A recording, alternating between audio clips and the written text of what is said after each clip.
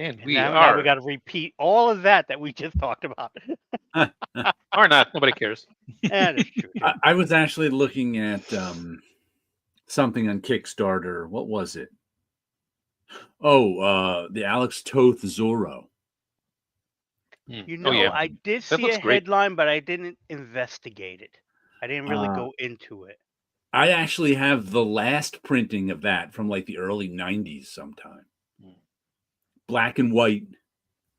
I think Image may have even put it out. I can't remember, but I've had that one ever since then. Like, I mean, the story is Zorro, so it's not exactly the most thrilling thing in the world, but the Alex Toth artwork is really nice. And this version is remastered and recolored, but like you, the digital version of it was about $18, I think. And I was like, I don't think I need a new version of it. Yeah.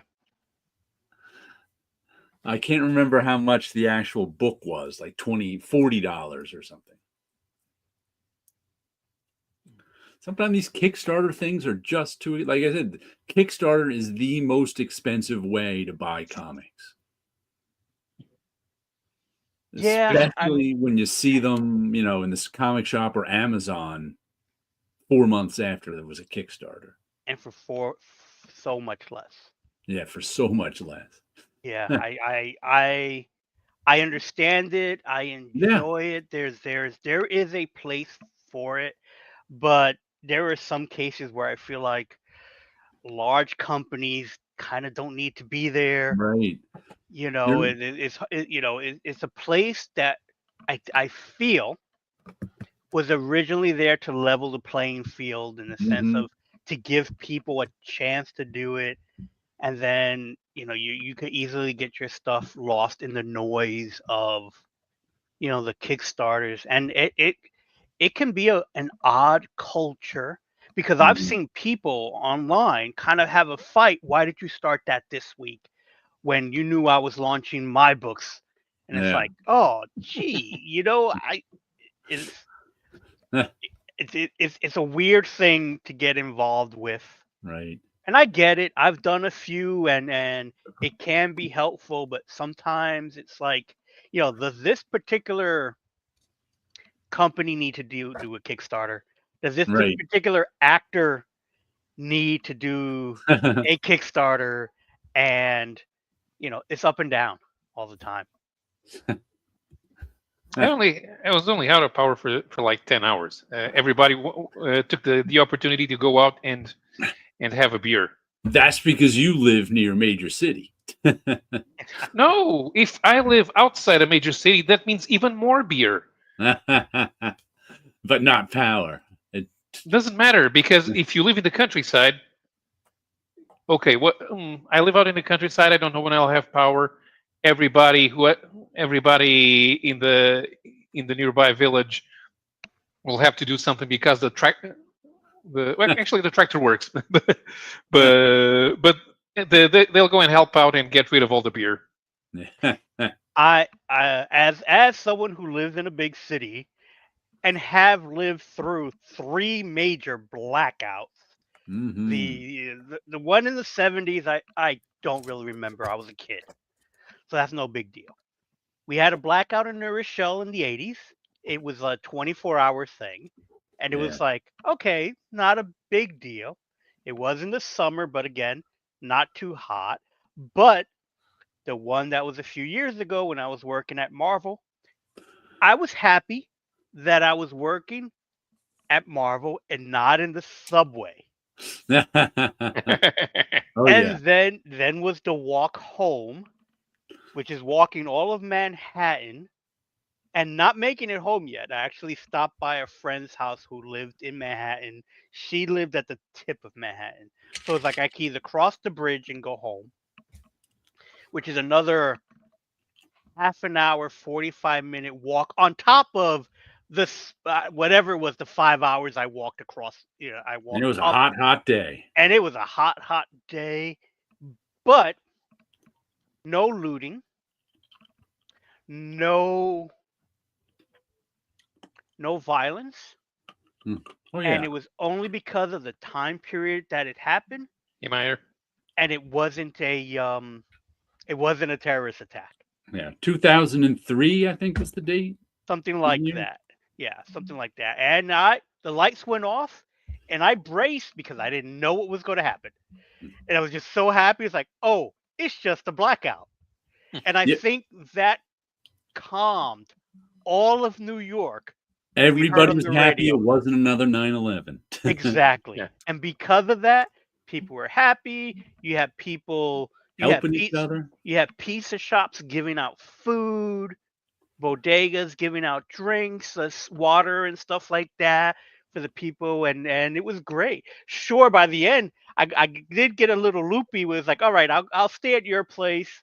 I told my friend, okay, I'll stay at your place. I'll shower and I'll just lay down in front of the fan. It's like there was no electricity, there's no water pumping. But at that point, I was just a bit out of it. And then it was hot, but not too hot. I was able to sleep on the couch, and around either 6, 7, or 8 in the morning, I heard people cheering. So I was like, "Oh, the lights must be back on." Yeah. And then I think I jumped on the bus the rest of the way home. But it was like I was close enough to walk over the bridge from Manhattan to the Bronx to make it home, but I was like, I don't need to do any more of that walk. Walking straight up Manhattan. It was fun. No, here with me, it was almost 9:30, and I hear the shouts on the streets. I'll go outside. Wait a minute, and I don't have any lights. Oh, the it was the neighbors on the other side of the road, like 10 yards from me. The other building, they got lights. I had to wait another 15 minutes. It was like just me. It's just my it's just my block. It was just you. You did something. Yeah. No, and the last time this had happened, it was in the late 90s. A stork somehow hit a major power line and somehow blacked out the whole country. And Amazing. yeah, for like 4 hours. Hmm. This time it's because we were using solar power, and our producers decided that it is cheaper to import energy from Spain than producing it over here. And at the same time, Spain was using up a lot of power internally and also exporting to southern France, which means that it couldn't hold enough voltage to transmit energy across the whole territory, and so we were out of power. We still don't know exactly what happened. They formed a commission to investigate, which means we'll probably know in about 2.5 years. Yeah. Because something fails and that shuts off everything else. Yeah. Fail safes. Yeah. And then you got to figure out what failed. Mm-hmm. Now, but they formed the government commission, so we won't. Okay? So was this because I heard something about electromagnetic pulse from the sun type of thing that we were getting hit by No, cosmic rays, something like they have that. no idea what failed. Amazing. Electric power grids are all networked together in such a way that 51st state, if we have nuclear, if one of them fails, you don't want a surge taking out all the others. So the others have fail safes that they shut down, rather than as what happened in 2003. It's called cascading power failure. Right. But the concept, it saves the whole power grid once you get, but you don't always know what started the cascading power failure is the problem. Right, because I think ours started in Canada. Yeah, it took yours weeks to find out. Yeah. Do I have natural resources for energy production? We used to rely on a mixture of coal or low refined fuel and hydro. We still have a lot of hydro, but they decided that it's green. This is the stupid part. Yeah. This is the stupid part. It's green if you tear down forests to build solar panels.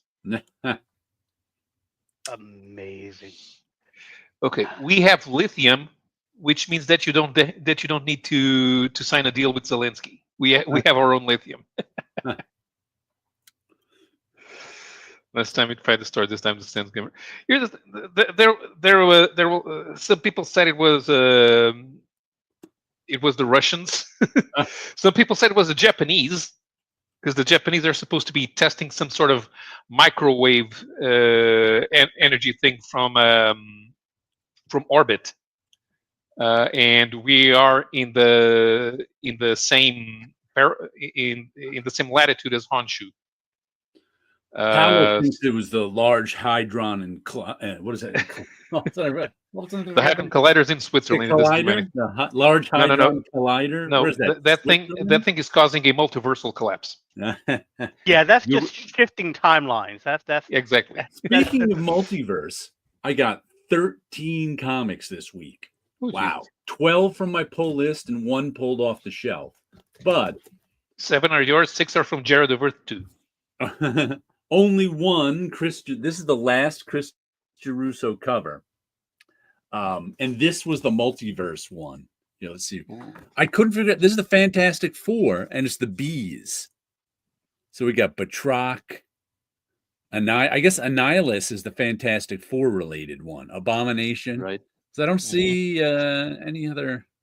Not much. Ant-Man, Angel. The American Eagle debuted in a Marvel 2-in-1 annual, which is thing related, but apart from that, not really. No. Yeah, so Anaconda, Aquarian, Ares, Aurora, it's Baron Mordo, the Beast's Absorbing feet. Man, Arcade. That looks like the Beast's feet. Tuma. Armanzola. The one who looks like Jesus. El Aguila. What's that guy's name there with the sword and the red mask? El Aguila. That's a Tuma? Aguila. Tuma. Yeah, there's a Tuma. Yeah, that's a Tuma, yeah.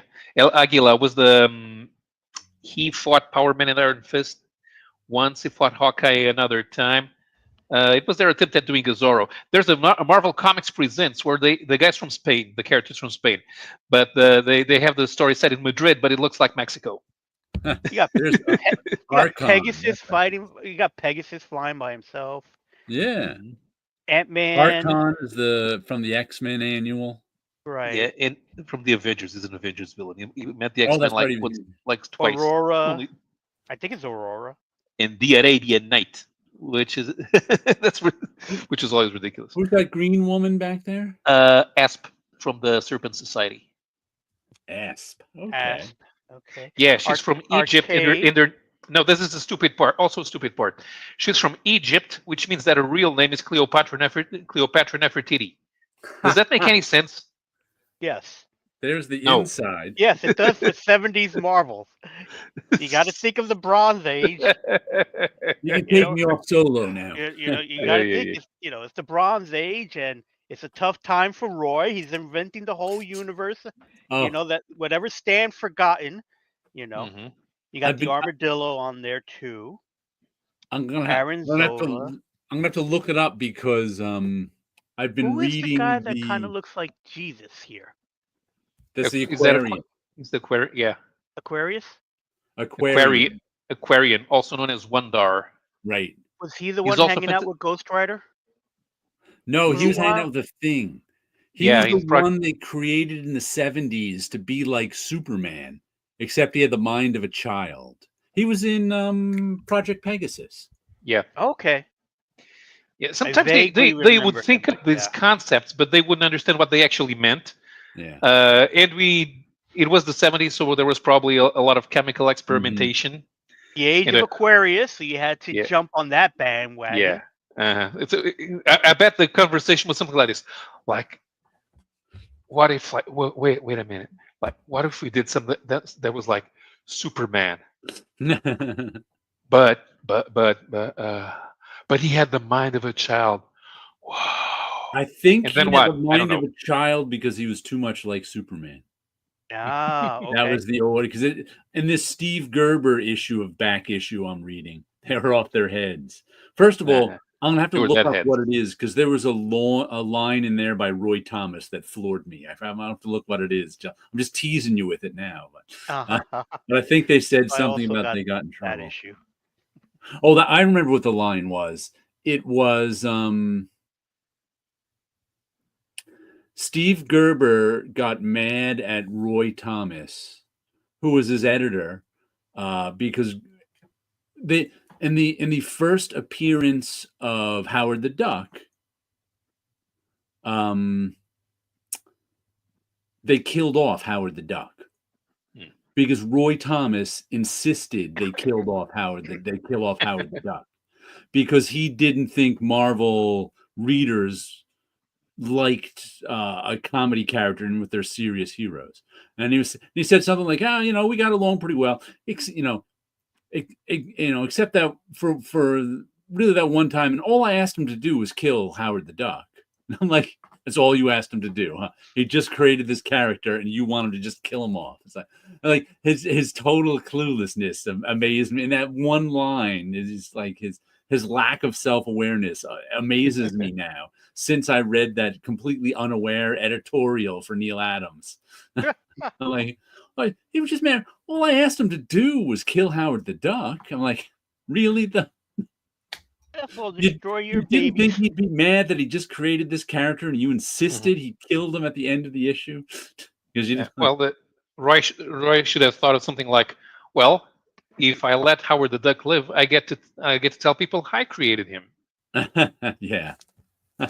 But this issue was pretty. This was probably that it was readable at least. Like I said, I think the two worst issues of all the Marvels I bought this month were Thor and I forget the one from last week that were just on. I couldn't even make it through. Oh, Spider-Man 2. I couldn't even make it through them. This one was just it was weird. I guess this is why they're relaunching the Fantastic Four too, because it's up near issue 31. It's about time for a relaunch. But the story took place. The first thing they do is give us the origin of the Fantastic Four. Oh, did they make anything different? No. Okay. Well, but what's happening is Ben Grimm is the Thing is back to being Ben Grimm okay. Again? And it turns out I saw a all headline. of their powers are now somehow related. So that since Ben Grimm has lost his power, the rest of the Fantastic Four are now going to lose their power. So in this issue, Johnny Storm loses his power, and Mr. Fantastic and the Invisible Woman can feel their powers fading. So they have two kids. They have, I don't know who these two kids are right here. Those are Ben's kids. Yeah, Ben adopted them when there was that fight between the Kree Empire and Mantis's kid. Well, there's their family dinner with the kids. And the idea they come up with, the kids are like, well, if cosmic rays gave you your power, why don't you just expose yourself to more cosmic rays? Makes sense. The kids figured it out. But there was something special about those cosmic rays that hit the Fantastic Four way back when. And they're like, okay, so we could go back in time, but that might mess up our whole timeline if we take the cosmic. So they end up going, we won't go back in time. We'll go to an alternate Earth. So then the second half of them is them going to alternate Earth after alternate Earth after alternate Earth to expose Ben to these time rays so that they can all get their powers.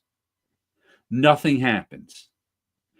And we see them being turned into all sorts of different alternate Fantastic Four. And at the end, they're like, I can't tell you what the difference was. They were like, we have to get the cosmic rays before they hit us. So in the last one, they went and they intercepted the cosmic. I guess I guess before that they were just getting the cosmic rays after they hit that alternate Earth's Fantastic Four. Now they did it before, so they ended up that alternate Earth ended up not having a Fantastic Four now, and then it ended with them all disappearing. So all of a sudden, Ben got his powers back, and then they all disappear from that timeline. Whatever. There's another Fantastic Four to take their place from an alternate world at any time they want. But it's just like, it was just like weird. It was just like, what? But maybe now that I know there's a new Fantastic, maybe they're setting up the new Fantastic Four #1. Having them and Reed will have a disappear at the mustache. end of this issue. Yeah, you put a tariff on power. No, we can't put tariffs on other European Union countries. Yeah. Not really. Although we do have some rare metals like tungsten, and we have some uranium, but not much. We don't actually mine it out a lot, and we do have lithium. But the Greens, who want us all to drive electric cars, don't want to mine the things that you use for electric cars. So from Our the Greens are idiots. So from the shelves, I've picked up a book because of someone that I know who worked on it. Jacob Shabbat did some work on this this comic book called The Great Gorlo. The Great Gorlo, if I remember correctly, The is Great the name Garloo. of Garloo is pronounced, is I think based on, that I believe, the a Great action Garloo figure. is from the Flintstones. No, that's the Great Gazoo. Then the Great Garloo is from somewhere else. I forget where. It's from an old action figure, if I remember correctly. I believe it's an action figure that's kind of like a Howard rubbery Stern was just talking about him. He was a robot action figure, the Great Garloo. Right. So it has some really cool artwork. There's some biker mics from Mars appearing in it as well. Oh. I think I this did not is know Jacob was working on that. Yeah, so because he had posted the cover, and he's credited as the finisher for the back of the book from like page 12 to 16, 20 to 25, 30 and 31. So it looks like different people are working on it. Carl Boulders is the editor. Oh, is it from Oni? I believe so. I think that's the Oni logo. It's Oni and I guess whatever publisher that they are. Okay. Yeah, because I knew Carl was at Oni last I knew, but I haven't seen his name in the Oni stuff I've bought recently. And this one has a group of people in it. There's some names.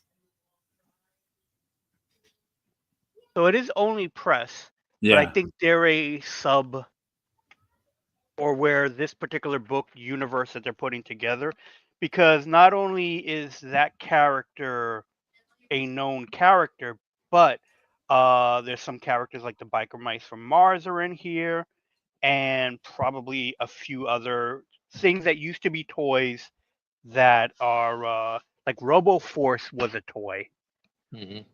So I think someone must have the license, and then they're putting together, basically whatever toys Hasbro doesn't have. Because they're doing their own biker mics from Mars as well. Myers says the Great Garloo was made by Marx Toys in the 60s, and it's named after Louis Marx. But if it's a toy company from the 60s, it probably got absorbed into Mattel or something similar in the meantime. Yeah, Hasbro has absorbed most toy companies over the years. So Hasbro, till all are one. But so this is one I picked up off the shelf because Jacob had posted it that he worked on it. It's a pretty good cover. It looks like the original Savage Dragon's cousin. Sequential Geek showed up and says, "Chaos." I like the destruction of the trains as well. So it has a nice kaiju look to it. So I'm looking forward to this. This should be a lot of fun. How much do you think that tie license is to use? That's the 400-year-old forgotten thing. Those are the best ones. Oh yeah, if they're really inexpensive, you could get some licenses going on. Why not? And this is the other Marvel I got this week. Paolo's going to like this one. Godzilla versus Spider-Man. Ah, Ooh. I have that one as well. This is the one that's drawn by Nick Bradshaw. I won't go through the plot of this so as not to spoil it for Wilson. Thank you. But it was a lot of fun. It takes place in right after Secret Wars. So there's lots of Secret Wars references. There's lots of things that happen from right around that time. It's treated as a lot of fun. It's funny. Who's doing this one? Besides Joe Nick Kelly. Bradshaw, Joe Kelly is writing it. So I enjoyed this one thoroughly. And I know Wilson's gonna like it. Oh yeah, I'm looking forward to this. Even just opening it up and looking at some pages. Yeah, This nice 2-page spread where Spider-Man says, "Oh my Godzilla," yeah. which I believe is in the lyrics to "Go Go Godzilla" from Blue Oyster Club. Oh So no! Go Godzilla! so really cool. The cover that I picked is more of Oh, aligned look at to that! the Marvel Comics 70s Godzilla look. Right. So that's why I picked this one up, because it has that look of Godzilla, even down to the corner box that was Herb Trimpe. When this was made for the Godzilla comics, Toho liked it so much, it's become the main Godzilla image for all this Godzilla licensing. So you'll Ah, always see this little Godzilla silhouette on all the Godzilla toys and licensing, which originally came from the Marvel comic. So that's why I picked this particular cover. And they had quite a few covers. So I am looking forward to this this book. So this should be a lot of fun. But sticking with Godzilla, again, just pulling off the rack, we have Godzilla versus Los Angeles. uh-huh. So Godzilla will be touring America. So Godzilla versus America. So this is the Los Angeles book. Well, that's a good thing. Godzilla destroying Los Angeles. And Godzilla versus Chicago. Ooh, he's. I hope he's wearing the sweater. It'll get chilly. It depends what time he shows up there. So I have not looked through them.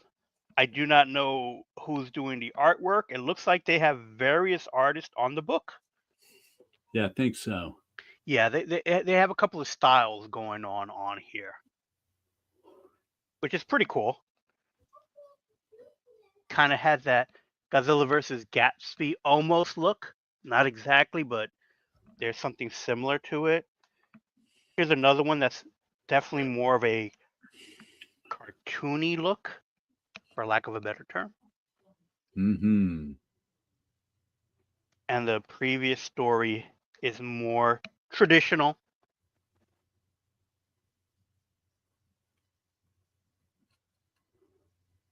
And it's kind of neat because they have the train on there. One of the things that I did like about Chicago is that they have a subway system. It's got an elevated system. And yes, they have an elevated system, and it does also go underground.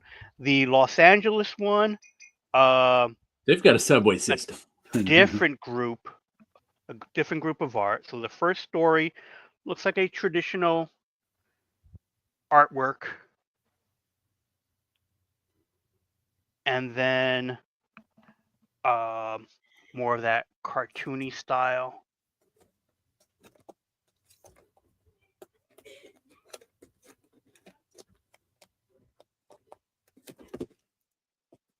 On this one, very, very similar to the Gatsby one. Yeah. Is it Tom Scioli? Looks like it. Could It be. looks like it could be. Let's see if it has it on the first page. No, it's not. Dave Baker. Okay. And then the backstory, again, a little more traditional.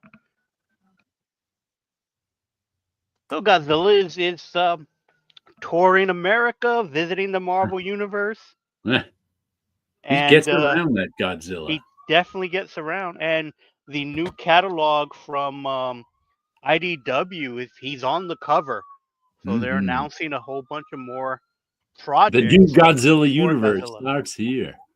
Basically, yeah. So I'm looking forward to that. It's a lot of fun. I'm going to be all Yeah. Godzilla out. Yeah, I've said that they've done a good job with that Godzilla license. Yep. All right.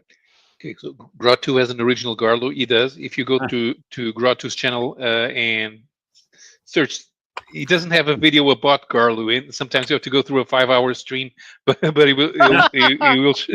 he will show his great Garlo. One of the toy collectors that I follow on YouTube, whose name escapes me at the moment, he opens up his video with a old commercial that features Grylu. Which one is it? I'm trying to remember. Is I don't recall that off the top of my head. It'll come to me, and then I'll yell it out in the middle of the night. But eventually I'll remember the name. Okay, so tomorrow is free comic book day. Oh yeah. You Yep. guys going to the store? Nah. Nope. No. No The Midwest need. humidity would kill Gojira with a sweater on. Free comic book day is for people looking for something for free. Yeah. That's why my comic shop doesn't like it. Yes, I only do free comic book day if I'm invited to do signings. It's not for me. I'm already collecting comics. So the concept, the original concept was, hey, come in, get a free comic, give it a try. But Yeah. as Jared mentioned, is more of people trying to get free books. Yeah. Right. I heard someone say those Godzilla by City books are donating the proceeds to that city. Is that for real? Okay. I do not know. I have not read that. If it is, that's great, but I do not believe it to be. I did see in LA wildfires. Oh, actually, on the cover says 100% of proceeds from this comic book supports the wildfires for our community. So on the bottom of at least this one, for the LA one, there is information on there. So for this particular issue, that is true. Okay. So definitely go out and get this issue. Okay. The Chicago one should say something similar if that's the case. Chicago hasn't burned in a while. It doesn't. It does not have it on the cover, but I don't know all the covers. It could just be for the LA one because that's It what could. the fire. It could very well be for the LA ones. Tim, the comic collector, is here. What's up? What's up? When they get to do Godzilla versus New York, what are they helping New Yorkers about? You guys need a new ferry to Staten Island? We need a new tunnel. That's what they're building. To Staten Island? No, a new tunnel from New York to New Jersey from Penn Station. Jeez, they finally it's going to cost like $6 billion. I think they've been trying to get it built for 20 years, and I think the funds finally came through. For now, as we know what's going on here. Shouldn't they do a tunnel between Martha's Vineyard and in Connecticut? They need a third tunnel. Jake Smith's art on Godzilla War for Humanity is awesome. Oh yeah. I bought I bought a couple issues of War for Humanity. That was a good one. Mm-hmm. And here's an interesting thing. Not the comic itself, which I enjoyed. Snot Girl, issue number, what is this?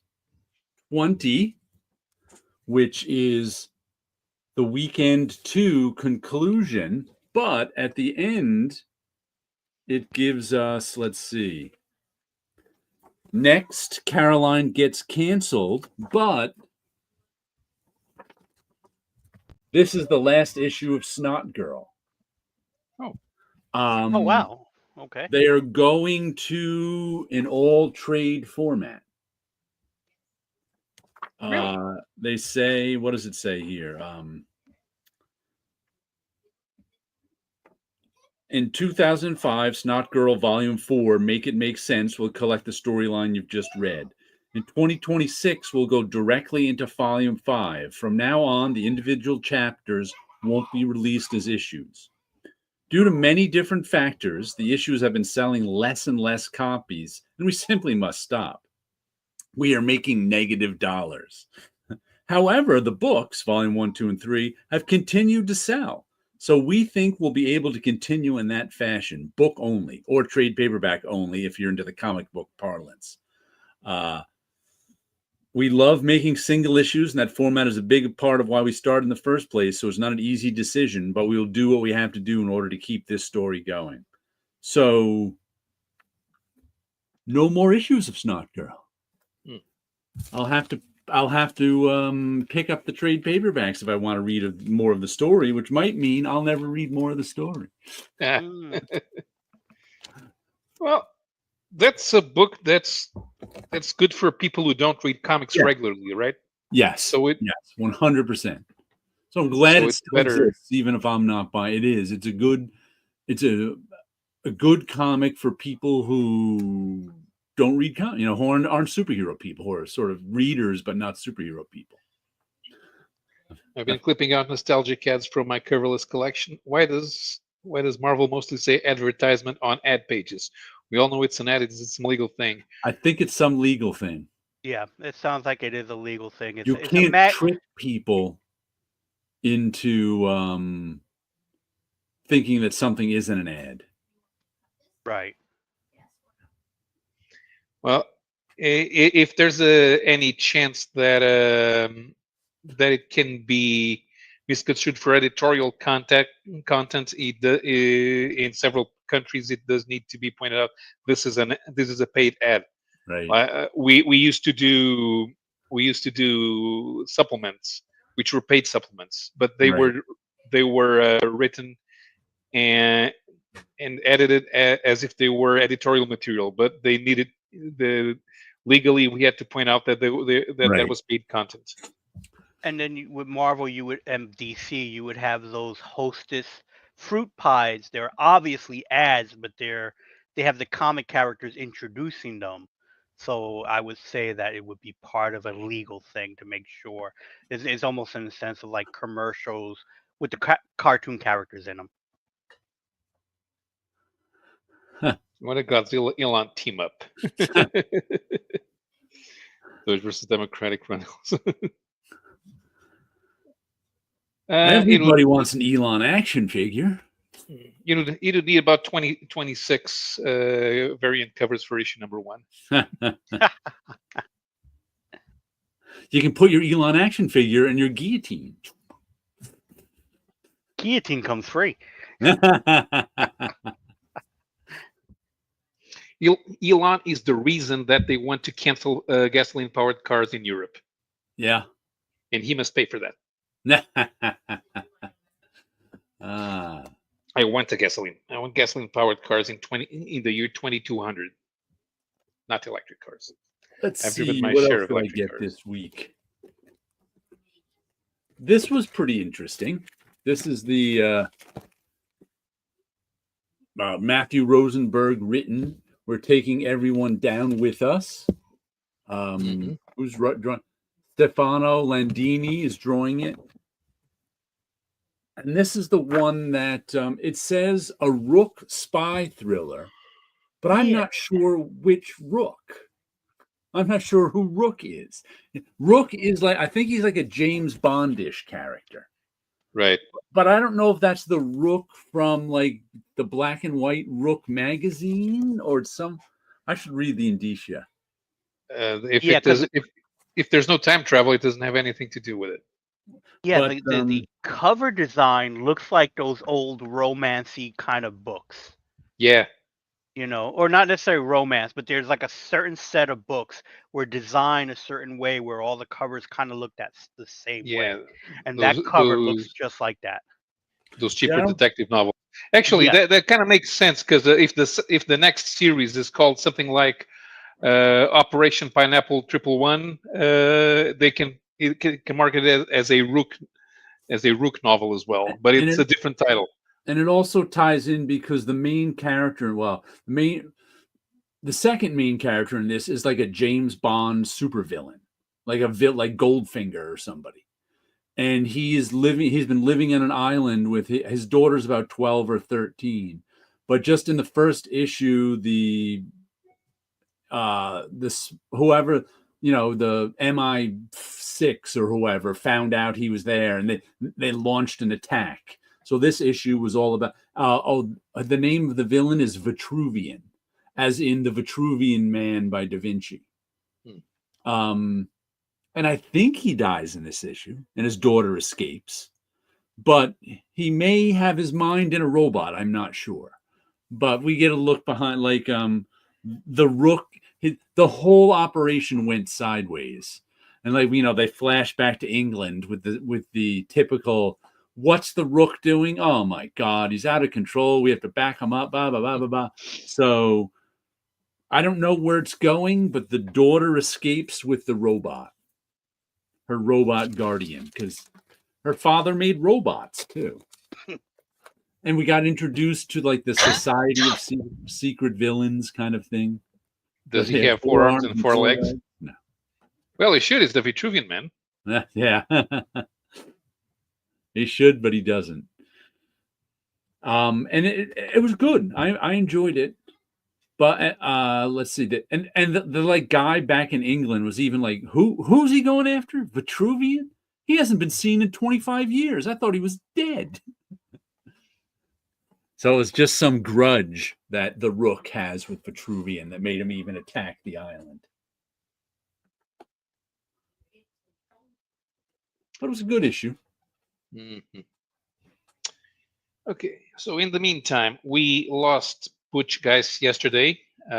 He was only 63 years old. He had a bout of pneumonia, and it didn't. It was not cured, and his wife had mentioned in his Facebook that he had to go to the hospital. He was all plugged.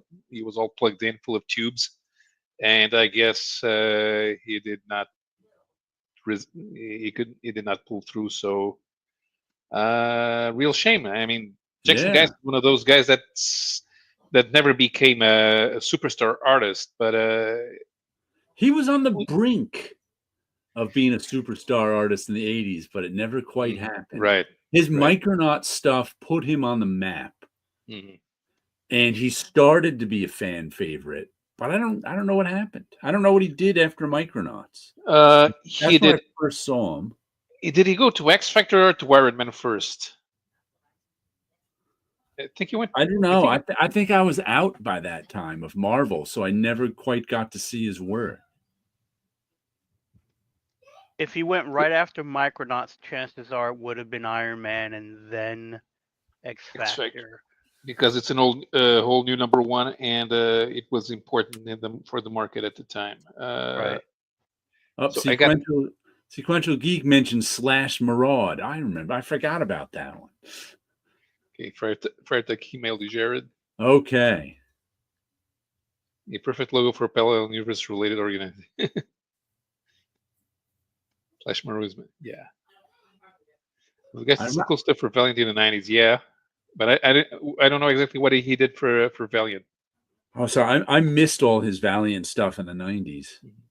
I really didn't pick up on his stuff again till Ruse in the early 2000s from CrossGen, and that stuff was just brilliant. It was just really good. Yeah. So I have the Essential X Factor here, so it's all black and white. But okay. I didn't even realize he did X Factor. Yeah, he did the first issues, and then he quit. Sequential Geek says, "My bad. I think Slash Maraud is Galassi." Okay, it is Galassi. Yes, I think Jackson. I think I did Swords of the Swashbucklers. That's right, Swords of the Swashbucklers. That was a graphic novel, and then a short series from Epic. I'd forgotten about that. That was some nice stuff. Let me see if I got that graphic novel. Because Guys was the one who came up with the design for Apocalypse.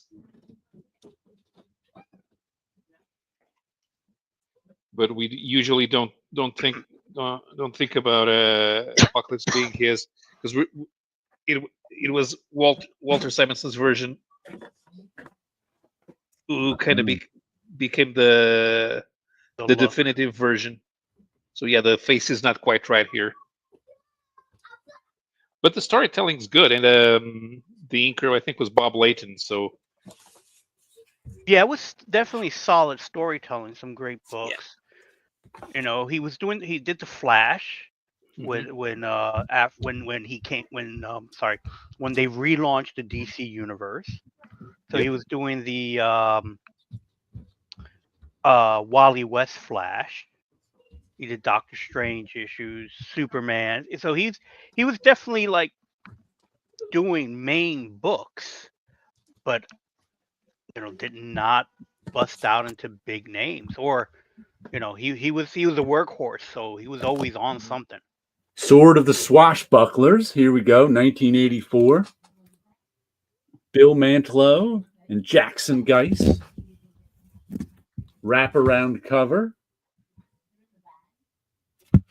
Yep.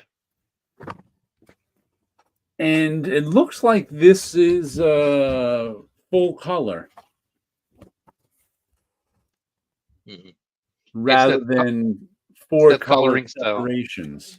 Yeah, it's that coloring style that they had for the graphic novels. Yeah. Yeah, And the coloring is by someone's basically name I don't became the know. Valiant look. Alfred Ramirez. Is does that thing have different printing a different printing style from The printing style is the same. It's the separations that are different. Um,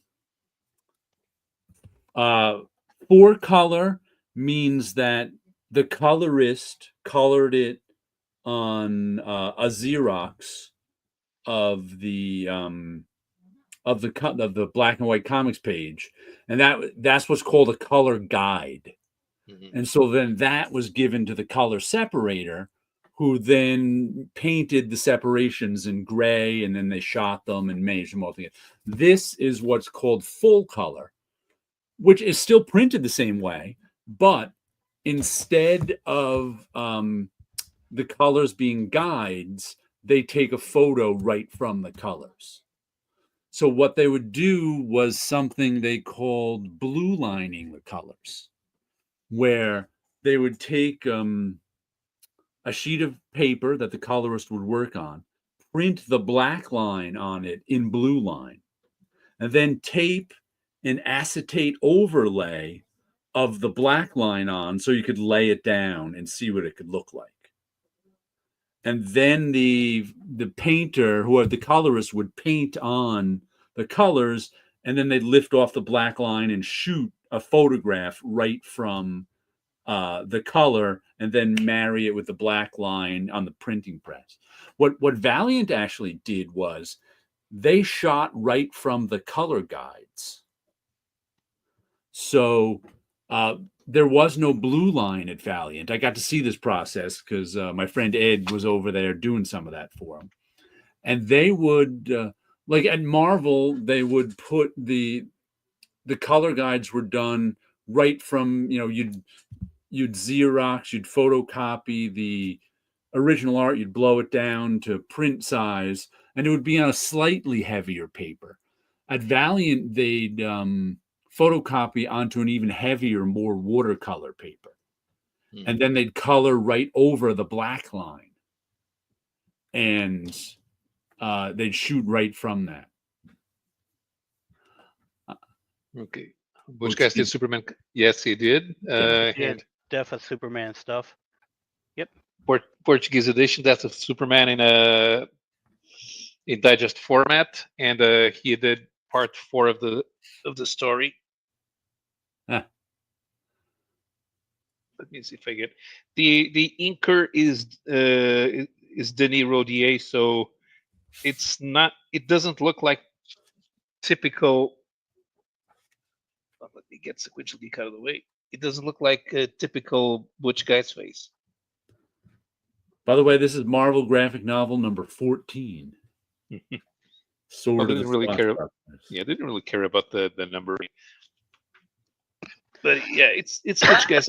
And here it still kind of draws a bit like Marvel in terms of storytelling. But he then when when he did Resurrection Man, it got better. So let's see some. Oh yeah, There's a lot of Neil Adams influence in this Swords of the Swashbucklers, along with some John Byrne and probably Michael Golden. I can see that. well, since Especially he coming from came the on board Micronauts. after, yeah, Yeah. he had to. Those would probably be the main influencers for most at the time. Mhm. Yes. By the mid '90s, you could tell even when they're talking, you can see the story just from the way that the figures are drawn. You get a lot of storytelling just from this. So I think yeah. after he did Superman, that's when he could do his best work. And I suppose Resurrection Man, he could cut loose a little bit in here because it's not a. This is not his, is it? Yeah, it is.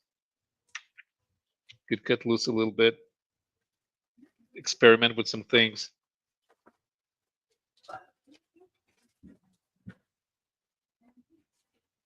Here, I Tommy pulled down. Yeah, Tommy Sure. Wamilani says you have to be careful to ensure all the lettering goes on all four SMYK plates.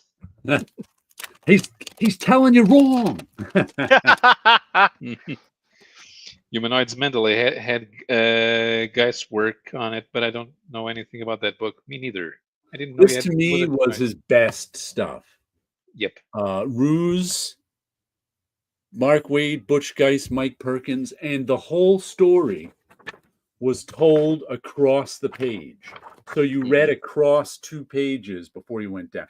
And I've seen that go wrong so many times in comics, but he did it perfectly here. Yeah. And just really, really, really nicely done series. I think this is his best work, but I like it the most. So just some and you can see all the pages read across, but there's never any you're never at a loss. You always know it reads across. It's laid out so well because he's always, he just always has, he always indicates that easily that you read it across. And he does the panel breaks in a way that they continue into the next page, but they don't cut out story because of the way the page folds. Yes. Like that he continues this panel over to here, even if it's just a little bit, so you know to read across. Yeah. So, he's always like the terrific stuff. If you ever get a chance to read Ruse, and Mike Perkins is a good artist too. And Laura DePoy is a good colorist. So he had a really good team with them. But what is this, 2002? Yeah. Laura had been coming to prominence as the colorist on The Authority. Yes. And I guess she was the first colorist that did traditional colors, but people paid attention to, because up until then, coloring was considered the colorist was part of the technical team, not an artist in their own right. And CrossGen was the first company to get digital coloring right. That because like late 90s digital coloring, everybody was learning Photoshop and it showed. But this was right about when people started to be able to mimic natural media in Photoshop. So that coloring became more natural around and like I said, I think CrossGen was one of the first companies to really get that right. because in the late '90s, Wildstorm did it, and the fact that they oh yeah, went that CrossGen went to Laura Dupuis yeah, proves that Wildstorm was already doing it right. even before Marvel Wildstorm and did DC. lead the way. They were also getting it right early on because she was with them in the late, but she was like the only one.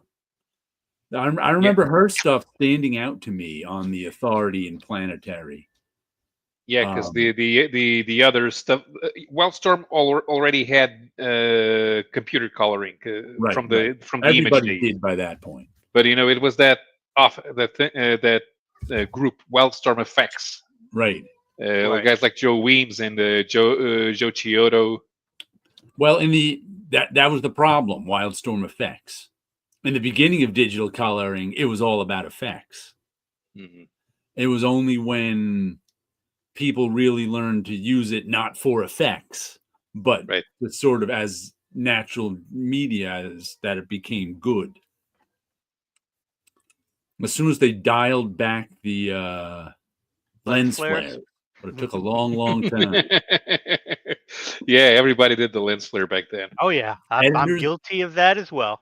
Editors would ask for lens flares. They thought it was the coolest thing. So if you didn't do in the transition between color guides and digital coloring, if you didn't do lens flares, you were working with one hand tied behind your back. Yep. Yeah, what's the point of having?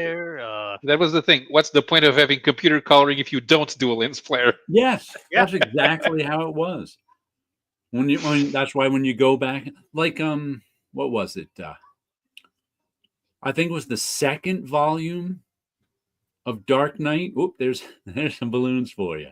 The second volume of Dark Knight, where Lynn Varley was learning computer coloring, and she was late to it because everyone else had kind of figured it out by then.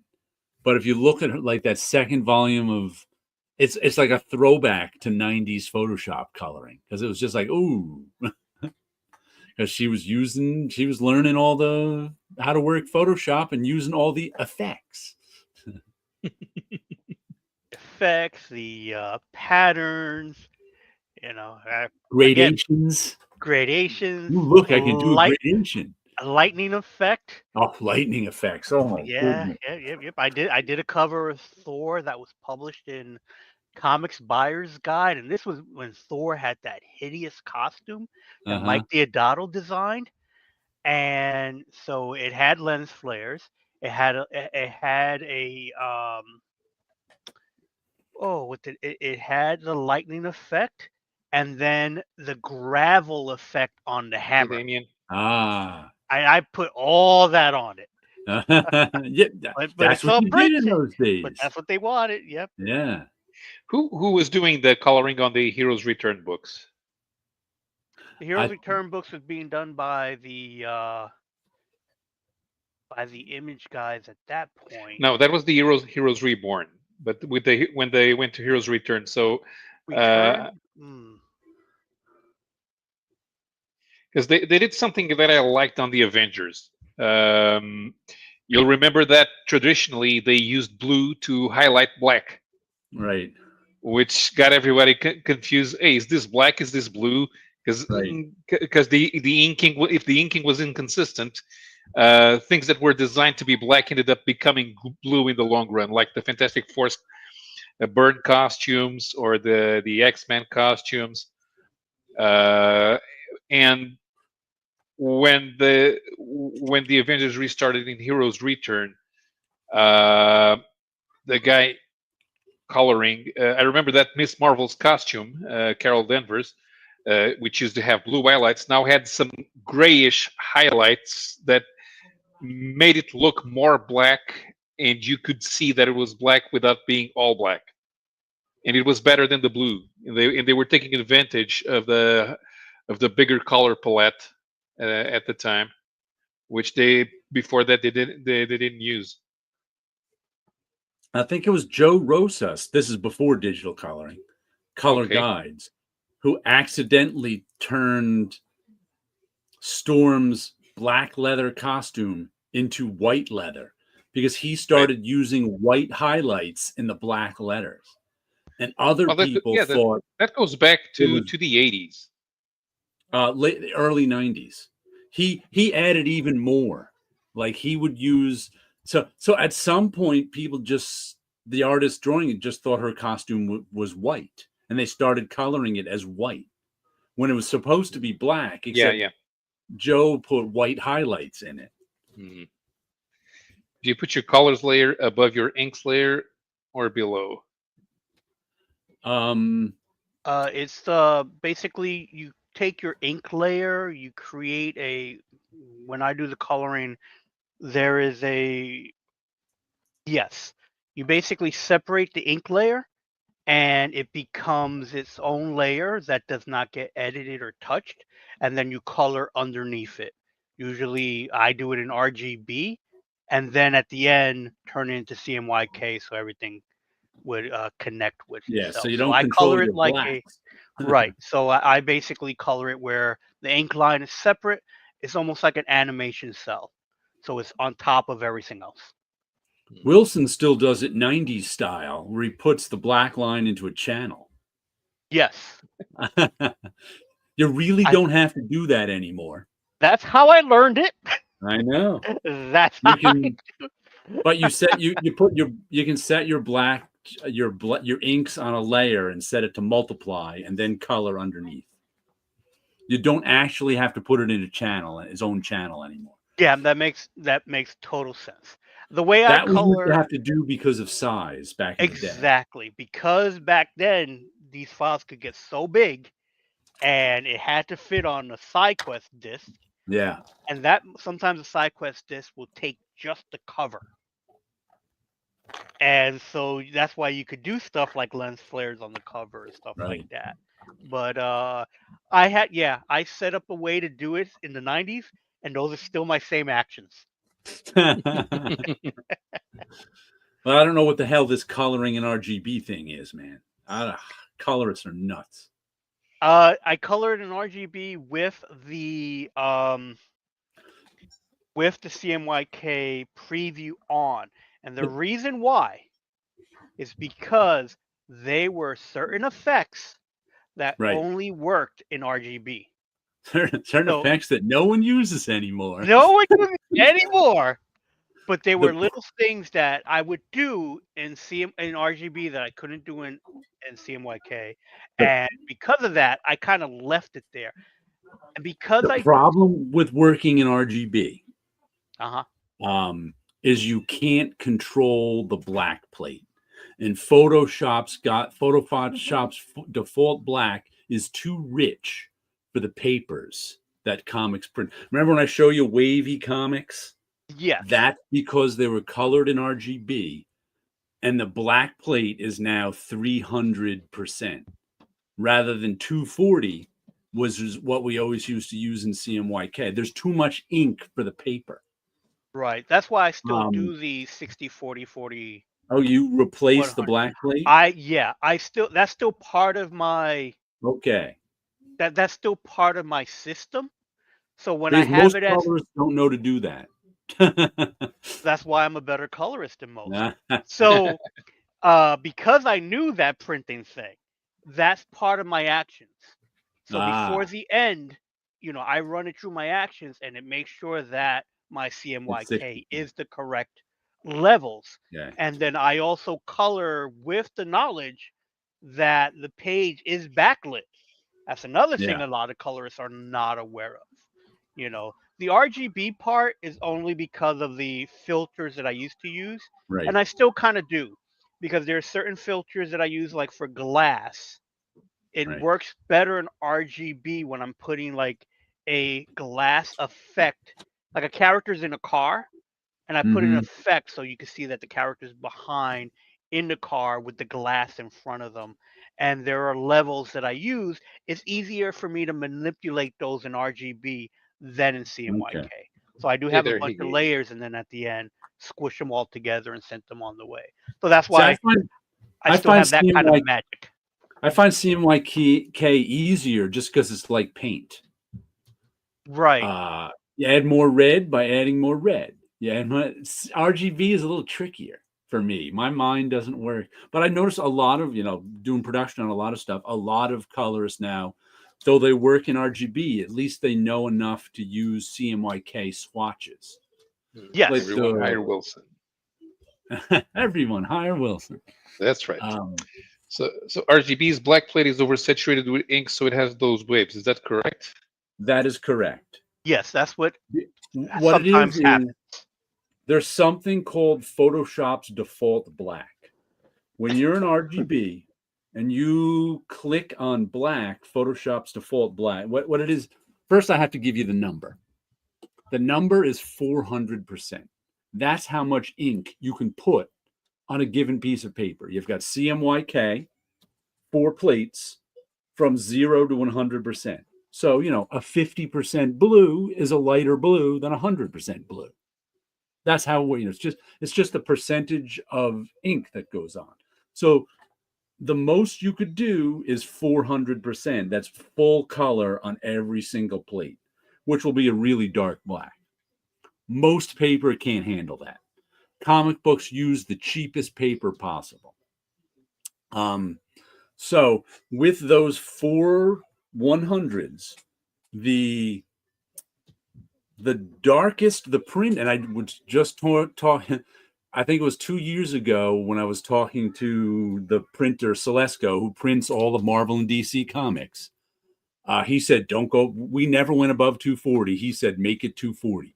So even though Photoshop tells you can go to 300, the printer says make it 240. So if you want to make what's called a rich black, if your only color was 100% black, that's not quite dark enough. So you want to put some color under it. So you've got 100% black, 60% cyan, 40% magenta, and 40% yellow. That makes 200. That's 100, 60, 40, 40. That's 240%. That was always the number we didn't want our color saturation to go over.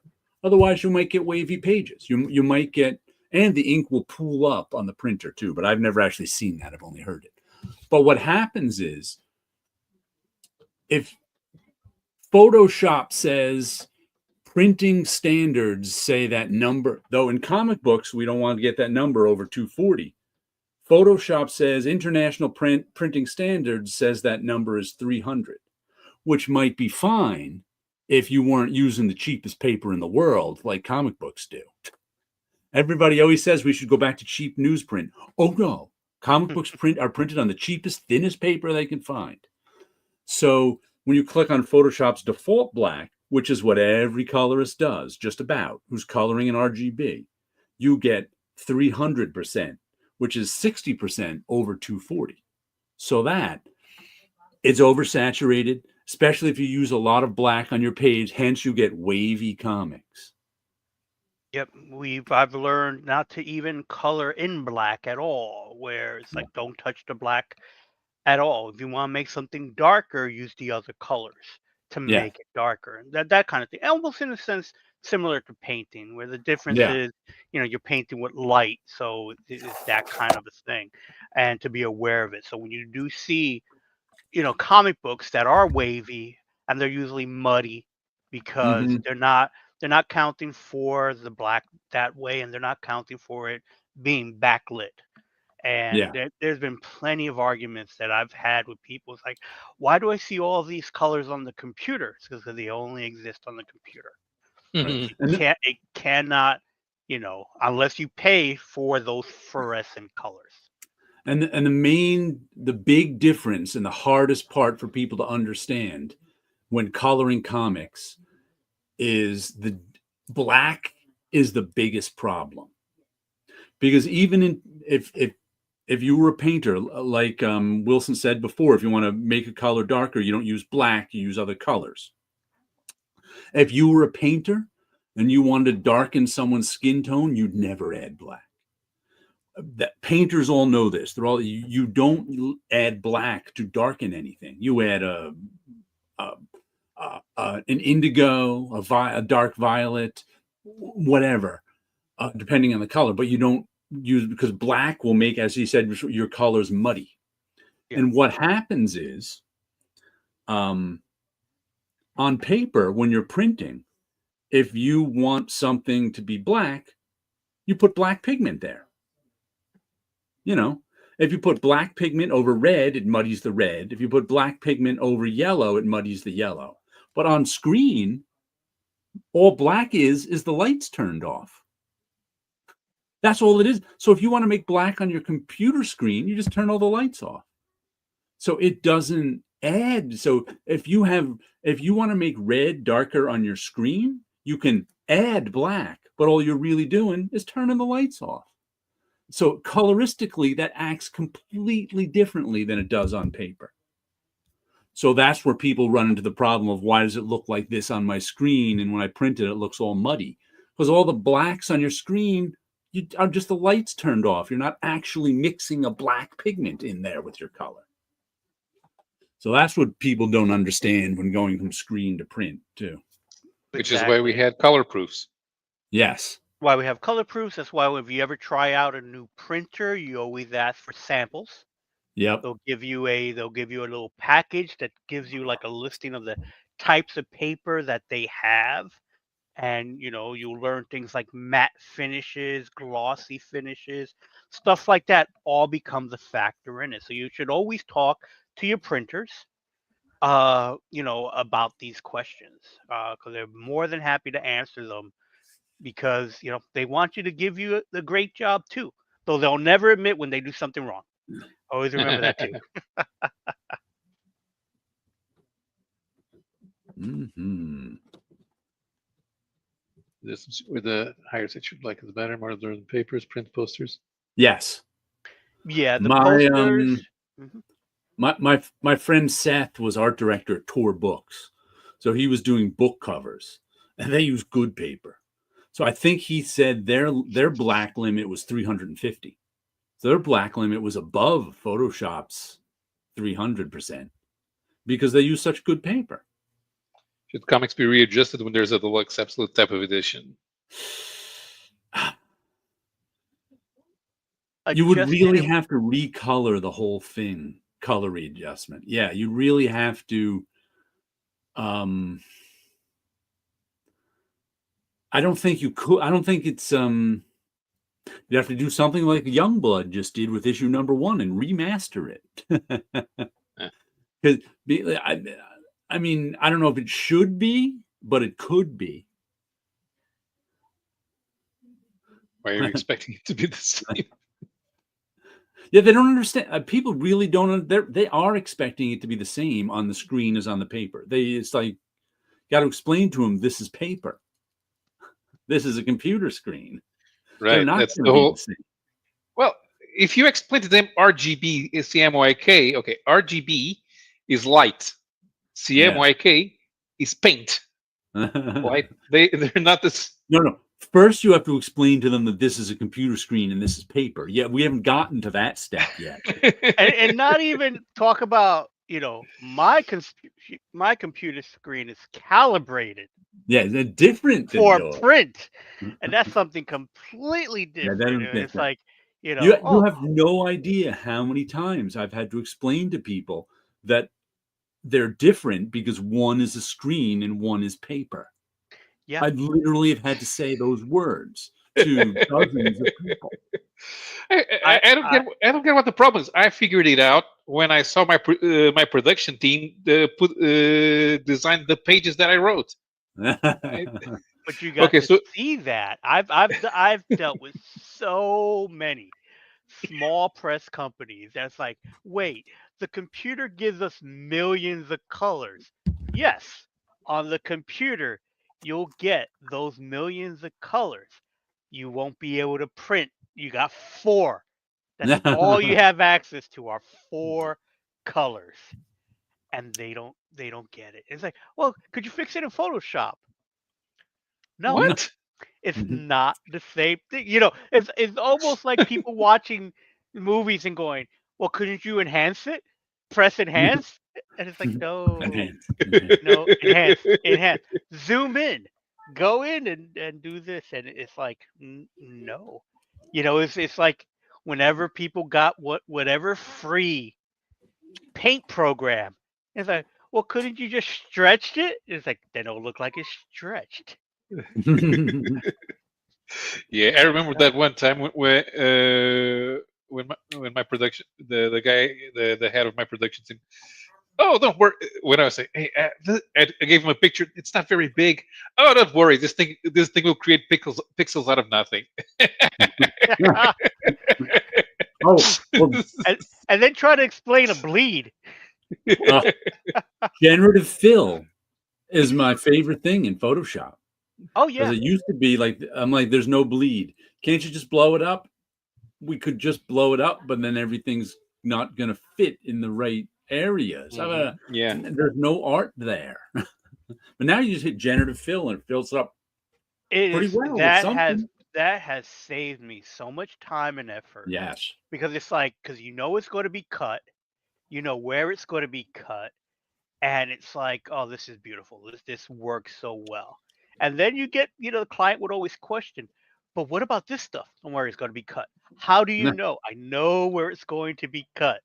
Trust me, it's going to be cut correctly. Hmm. And it's Yeah. like, I've seen some blown up. We had to do some blown up things every once in a while. Okay, we're gonna stretch this to 200 DPI. Okay, but no, yeah, you could see it on the page. and again, oh, you're going to scan it yourself. I want it in Ah, 600 DPI. no, Why? you don't. Because I want it in 600. If you're going to scan it yourself, scan it at 600 DPI. I want it as big as possible because again, it's like I want it 600 DPI and I want it as a TIFF. I could give it to you as a PDF. It's like that's not what I asked for. So they'll go to like a Staples and scan it in, and they'll send me a PDF of the smallest little image. It's like this is a thumbnail. I can't use this. But it was small, so I could email it. I told you to put it in Dropbox. I have that for a reason. And it's like, Which brings us back to it looked big on my screen. yeah. Oh, it looked You know, great it's on your funny. screen. I've talked with this with my students sometimes. I was just doing it this week. Is that Wilson and I are old. So when we see something low res, we're like, what's this problem I got to fix? Mm-hmm. Low res is an aesthetic to young people. It's like they make things low res on purpose. I'm like, you don't understand. Low res was our enemy. Yeah. We spent years convincing people they have to give it to us in high res, and it's like, oh my god, this is going to be a mess if you give. Now low res is an aesthetic. If you want to use low res aesthetic, you go for that. And I'm like, Yeah. and I worked as a journalist in the bullpen. The guys who don't come to the bullpen, they have no idea. Well, I got a picture of this. Why doesn't it? Dude, no, we need a picture, an actual picture. I took it myself. I took it with my cell phone in 2004. Yeah, there is just Well, because now you can get some pretty decent pictures, even on a $200 cell phone. You can get some pretty decent pictures. But yes, 20 years ago, no. Yeah, I had recently took a photograph of a cover because I didn't have time or access to a larger scanner. So I was able to set my phone in such a way to take the highest res that I could. And I was able to I was able to use it, scan it in, everything, looked correctly. Was able to since I have to shrink it, since I took a photo of the original cover and the original size, that was already a plus. Lit everything well, took a picture, played a little bit with the levels, and it looked like it was made for the computer, basically. Yeah. Shrank it down and then was able to color it and get away with it because, if you know what you're doing, then you could go through the stuff. But again, it's doing it from the high resolution. I have people, not as much as it used to be, but on Instagram, I have people want to show me their portfolio. And it's like, I don't want to look at anyone's portfolio on a phone. Send me a link. Oh, I did that a lot. On your online portfolio, and it's like, oh, why can't I just show you what I have on Instagram? It's because I can't see a thing on Instagram. Again, I being old and then looking at this postcard, I mean, this postage stamp size image, just tells me nothing. And then most of those guys were scammers anyway. at Mocha Fest, I was doing portfolio reviews for a lot of the young people there, and a lot of them were like, "All I got is my phone." I'm like, "All right, let's see your phone." But that's what they had. Yeah, It's and it's like, like, well, okay, yeah, I I'll, just can't anymore. I did my best. Yep. But And it's yeah, like, that's what young people. They have photos of their sketchbook too, yeah, which is which is good. You fine. can I blow it up a understand it. lot of times. So, Yeah. hmm The joys of art directing. um, in my pile of books that I buy but don't read, Thundercat, Thundercats issue number 15. Have you read issue 1 yet? I've read issue 1. Did not like the designs and stuff like that. You know what? I am You buying can this keep on a buying. nostalgia of maybe it'll be good one Okay, but day. if you actually want to read it, just buy the trade. Okay. Yeah. If you actually just want to not read it by the trade, it'll be a little cheaper. I should probably just stop buying it. Probably. Maybe buy a comic you like. I don't know if I could find one because that means I would have to read them. And the next book I have here is Power Rangers Prime, He's which starts a buying it new. because it makes him feel good. It does. I feel like I'm buying something. I'm supporting my local comic book shop, and no one ever said I had to read these. Have you been reading this one? I have not. No. But this started out with issue 1, and they're up to issue 6, and I believe these are supposed to be kind of like a younger set of Power Rangers that have gotten the powers. Well, now that it's getting nice out, you can take some books out with you on Saturday morning to the park and That's very sit true. I under a do tree, enjoy read them. reading comics in the park. I have my cup of coffee. I go sit by where my favorite tree used to be. It fell down. The tree's no longer there. And I kind of miss the amount of shade that tree used to give. So it's kind of sad. Hmm. You could take me off the main view. By the way, who was it that Friar Tuck? Was he the one who emailed me? Because I didn't see an email come through. Maybe he contacted you on Facebook? No, on email. On Oh, okay. Yeah, put some professional feedback on defining mood in panels, how they work together, how it's done best. Mood? Mood with coloring. I think that's where you come Yeah. down to doing things like the let's see. I think That's that if the you need to catalog. rely on the colorist to do that, the colorist should be given straight guidelines on what the mood Yeah. should be.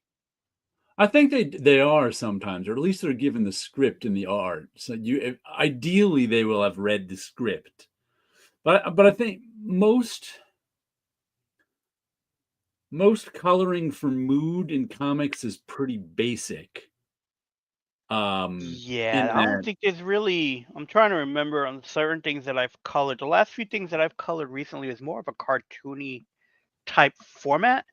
So the only mood that I had to put was like, there was an excitement going on where a character is falling out of a tree. So the main character, I put like a red background to kind of indicate, something's happening, kind of a thing. But other than that, there's no real Well, what I often see mood. is the old blues and greens are cool. Yeah. So if you want the mood to be cool, you use blues and greens. The mood, the atmosphere in general, not just coloring, but discussing the mood. Oh, when reviewing comics, what to say to pay attention when comparing or defining books. Oh, that's it. You know what? That brings me to something. We've been talking about masterworks in comics. And one of the things I was thinking is, well, I was saying that masterworks are made by consensus. we think Shakespeare is a master writer because that's the consensus over the years. But I don't think there are masterworks in comics because there is no consensus, because there aren't a lot of comic reviewing, like he just said. There's a lot of comics fans. There's a lot of people like us talking about our favorite comics, but there's no like critical reviewing in comics as there is in, say, books or even movies.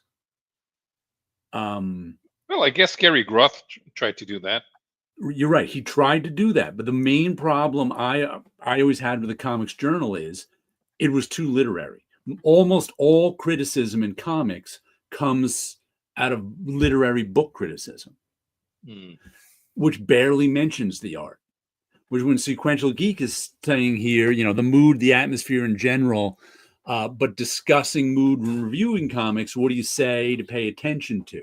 That doesn't really exist in comics. Wouldn't superhero fans be more appropriate to criticize to become art critics than if you try to have? That's just the problem. It is hard to criticize comics because you need literary language and you need artistic language. And often what happens is we separate the two. Right. Like, all of my artist friends can criticize the art in a comic, and they do all the time, but they don't criticize the comic. They criticize the art in the comic.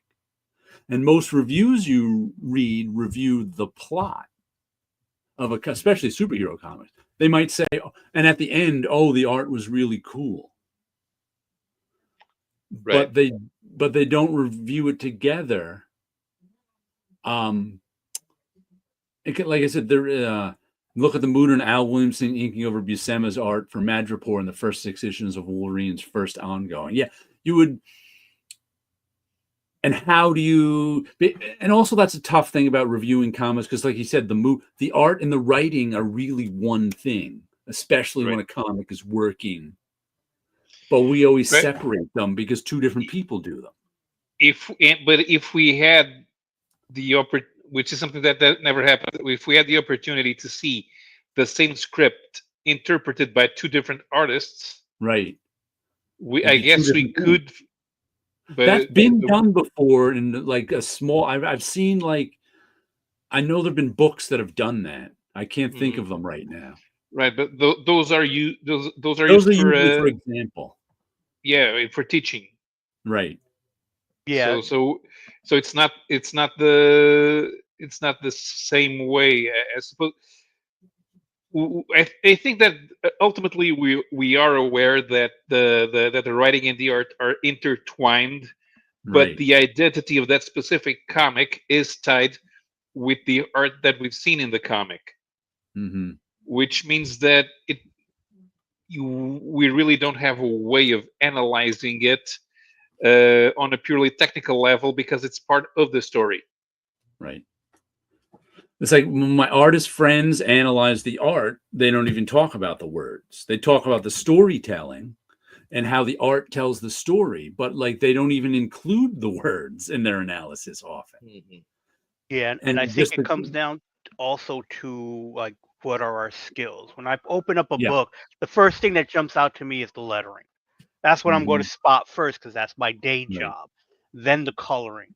And then I don't know if I can break up, how do I critique a comic book as a whole? Because we'll focus on certain things.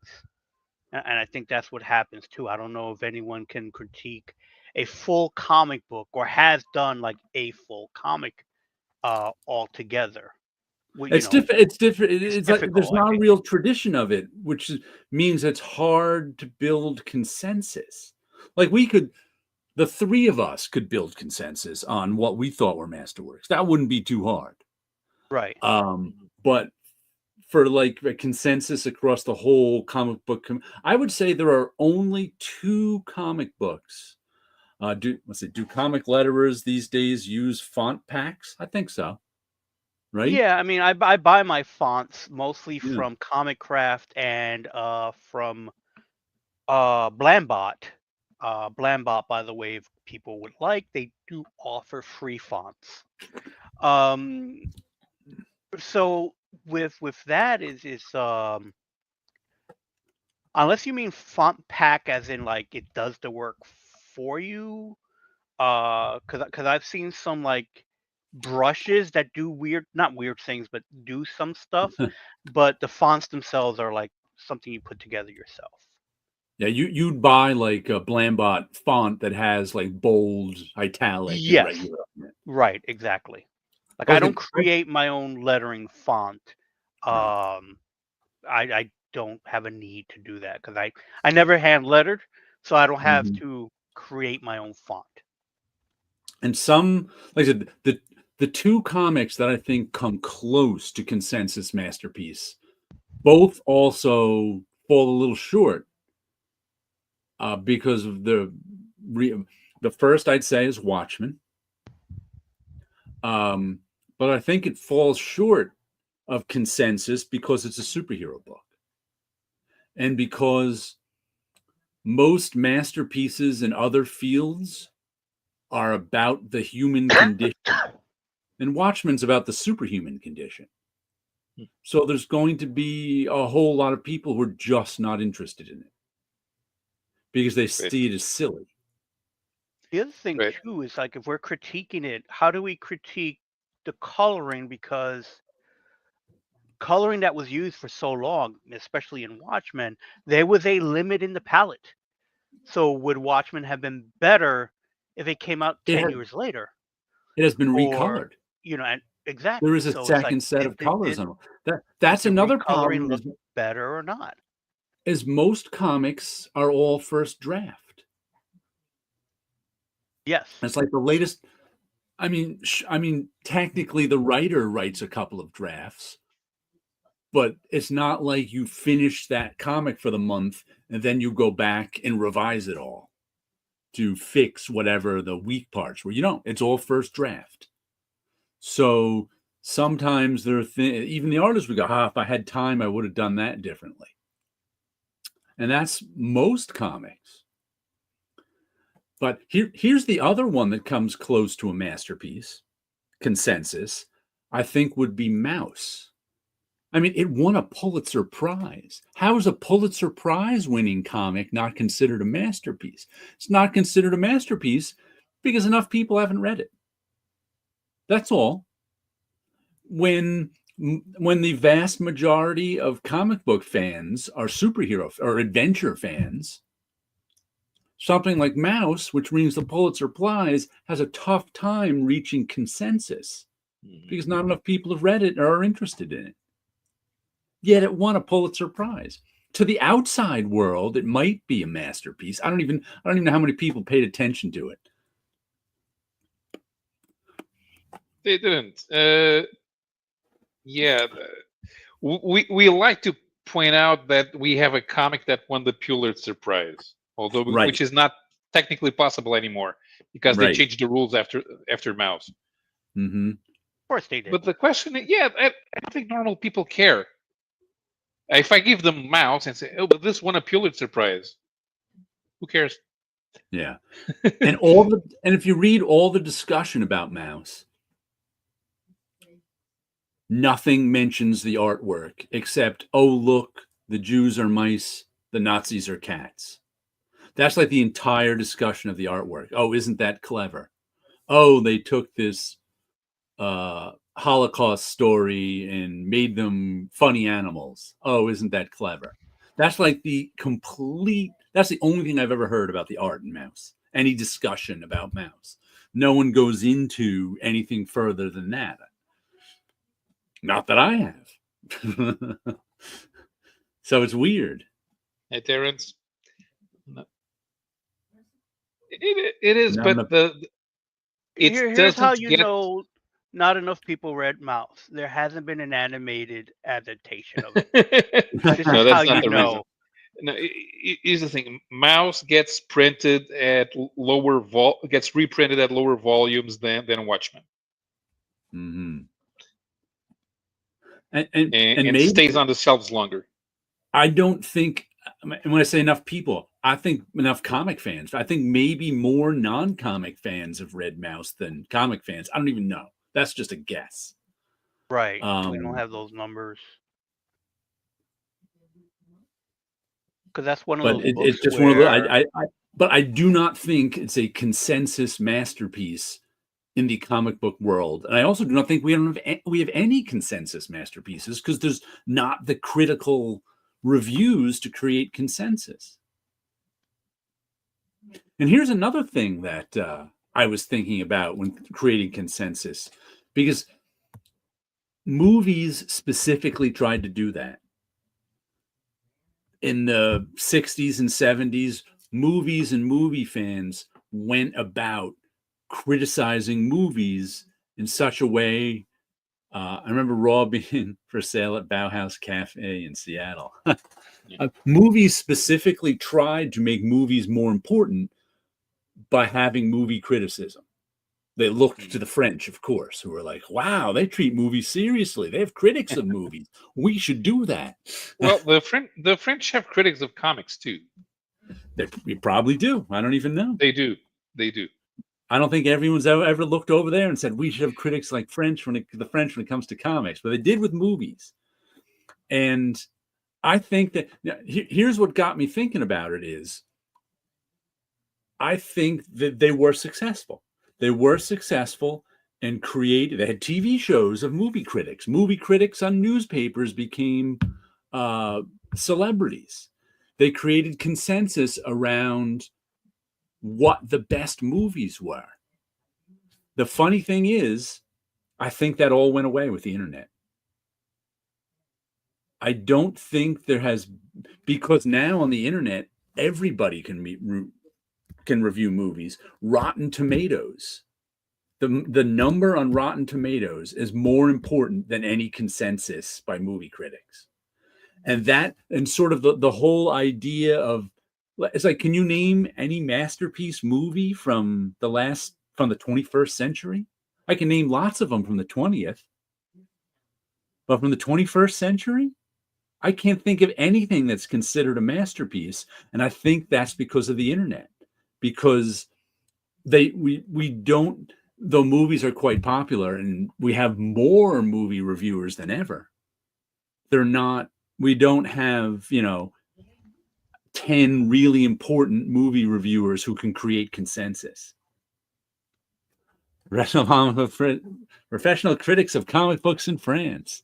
ACBD.fr.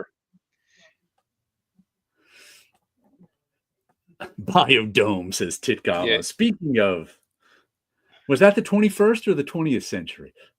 I don't even remember. Biodome? Yeah, when was that? Biodome was in the early 90s, I think. Yeah, very early 90s, yeah. So that's a 20th century masterpiece. With Pauly Shore, right? Was that Pauly Shore? Yes. Yeah. Yes, Okay. that was Pauly Shore. But I can't think of a single movie from the 21st century that's considered a masterpiece. The Fast and the Furious, starting from the fourth movie. But you can watch. Oh, what's his name? I forget his name. He's a movie maker and movie critic on YouTube who made a long video on how the Fast and the Furious was the X-Men. Afro Samurai. I mean, I understand your basic premise, but I would hazard a guess the amount of movies you have watched in the 90s is much higher. I gave up even watching, but I haven't watched a lot of the movies I know are masterworks from the 20th century. I can name them that I either have watched or don't even like. Raging Bull, I finally watched that. Wasn't interested in it, but that's a masterpiece of the 20th century. Everybody says. It's like if we were right now to name the top 10 movies of the 20th century according to consensus, we probably could. Godfather 2, Raging Bull. What else do we have? Goodfellas. We'll put that on there for a late 20th century one. Wizard of Oz, Citizen Kane. We all know them. Can we come up with a list like that for the 21st century? I don't know. But I learned about all those movies from movie critics. Right. I don't think there's even the festivals, which were usually used to point out potential masterpieces, to bring potential masterpieces to people who might be interested in them. I mean, everybody goes to the movie festivals nowadays. It's a bit like going to Coachella. I mean, it's mainstream now. Yeah. So it's not like they're doing. If I want to know if a movie is good, I'll go to IMDb or I'll go to Rotten Tomatoes. With a much younger group in here, they'll be able to rattle off a number of Morrison films that are considered masterpieces. Yeah, right. But my point is, there's no consensus. Well, they very will. They'll tell you what movies they like, no problem. But masterpieces, I contend, are built by consensus. Right. And there's no real consensus anymore. There's no what used to build consensus was movie critics. What built consensus in literature was literary critics. And there've never been critics in comic book to build consensus. Sure, we could discuss our masterpieces right here all night and probably build consensus amongst the 8 of us. But out there in the larger world, I don't think there's any consensus anymore I don't think there ever has been with comics. And I think with movies, it's gone away. I once read something. A professional critic was complaining that he didn't have time to watch all the good TV series anymore. Yeah. So there was no water cooler talk. People are not watching the same things at the same time. And because of that, they don't have the same impact. I think it's easier to be fragmented into tribes nowadays because there's so much content. And even if something is watched by 10 or 20 million people, the rest of the world hasn't even noticed that it's there. I mean, there was a point in, okay, I don't like this, but I know it exists because it appears in the same space as the things that I like. But now they don't. Right. We're all in our own little spaces that we construct, and the algorithm all gives us what we already like. More of exactly. More of the same. I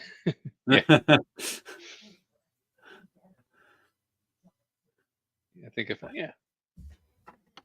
Spirana Press still around. No, they became Paradox. Yeah, they became Paradox Press in the late 90s, and then they disappeared. They were DC's creator-owned division, and corporations don't like creator-owned stuff. Yeah, and it's not like somebody announced, okay, we're shutting down Paradox Press. It just fizzled out, and some stuff from there, when reprinted, was reprinted at Vertigo, or the creators just got the rights back and nobody noticed, and they printed it somewhere else at a XYZ independent press or whatever. You can disagree with critics. You can not like masterpieces, but the Beatles' White Album is considered a masterpiece in society, whether I like it or not, because of consensus. That's what makes masterpieces. Enough people like it as a masterpiece. It's a masterpiece because that's that's kind of the definition, at least I'm using, of masterpiece in larger society. Now there's stuff I consider a masterpiece that I know I'll never be able to build a consensus around. I think Ruse is a masterpiece. I might be able to build consensus around it because it's really good, but there's no way to build consensus in comics. The only advancement in technology allowed is a tiny screen people use to avoid eye contact. Well, the problem with the technological advancement is that people are watching. We're not even watching taking advantage of the way that the body of work is supposed to be represented. So we're watching something that's meant to be watched in a large screen. We are watching it a cell phone. Something that's meant to be enjoyed through speakers comes from the speaker in the on the cell phone. That's for music. So it quality doesn't matter either. It's about taking up time. And I'll say there will always be masterpieces you don't like. Hmm. Raging Bull, that was mine. I finally got around to seeing it, and I was bored to death through it. Considered a masterpiece. What's the other one? Even like a cult Godfather, masterpiece. The Godfather for me. There's so many people loving it, and it's like, I watched it and I enjoyed it. Maybe I wasn't the right age for it. Yeah. I watched it when I was young. But to me, it's like, it doesn't do anything for me. Another one, Clockwork Orange. Oh, I A can't lot of watch that. people I know, that's their favorite movie, but it's more of a cult masterpiece. Yeah. I could barely stay awake through it. It's a I tough found it gig movie. I found it interesting to watch, but it was like, okay. You know, Never went back to it. I saw Electro Glided Blue for the first time last month. Yeah, I don't get it. Don't even know what that is. But like I said, It's that's okay. It's okay to me that there are masterpieces that consensus is built that I don't like. That's So is fine. there a number when you say it's like most people? What would be that number? Are there enough comic book fans to create a masterpiece, or There would everyone to be if agree there- on something to be a masterpiece? Well, let's just take movies for a moment. Okay. When movies were trying to do this, were trying to get taken more seriously, and every newspaper had a movie critic, but a certain number of them. Let's say there were 100 movie critics across the United States, just to pull a number out of my butt, and that's who everybody read. Though if you were in New York City, you read these two movie critics. If you're in Chicago, you read. If you're in Arizona or Secaucus, you read wherever you were, you had your movie. But then the biggest cities had the most important critics. I would say if you could get like 7 or 8 out of 10 movie critics to say your movie was a masterpiece, that would be consensus. So I'd have to guess somewhere up around 75%. But movie criticism was sort of small and centralized. So you could convince that many people. You could, if you were a movie critic and you wrote column after column about how much you loved Godfather 2, you could convince a lot of those critics who, it's a good movie, that it was you could do that. But there's no comic critics that everybody reads. They don't exist. Right. So you'd have to get like so comic crack says it's difficult to be critic. To me, it's mostly opinion. Well, there's the problem too. With a lot of it's almost always opinion, but with some critics, it's only opinion. They don't really have anything to say. Mm-hmm. They've got a real critic has insight. Right. All critics have opinion. And as we know from watching sports talk TV, having a strong opinion gets you more success than having insight. Right. So there's that too. I think the brick and mortar shop is antithesis to the global core that ruined our lives. Yeah. Consensus is just a popularity contest. No, because it has to be built. Really. I can see how you can say that, but yeah, you have to convince people. Because something can be popular and then fade away immediately. Mm-hmm. Which is why they always called like a classic is something that sticks around. What was that 4th of July movie with the aliens attacking? Was that 4th of July? Independence Day. Independence Day was really popular for that summer. Nobody thinks it's a masterwork. Yeah, that thing gets. Yeah, I can watch it like 5 times every year on Fox Movies. Guess what I don't watch? Actually, that kind of became a 4th of July holiday tradition over here. Oh, yeah. Because it's nice, it's fun, it's silly, and it's very quotable. Fight Club. Well, but I wouldn't call it a cinematic classic. Mm-hmm. To be enjoyed properly, Villeneuve's Dune should be ideally watched on an iPod Nano held vertically.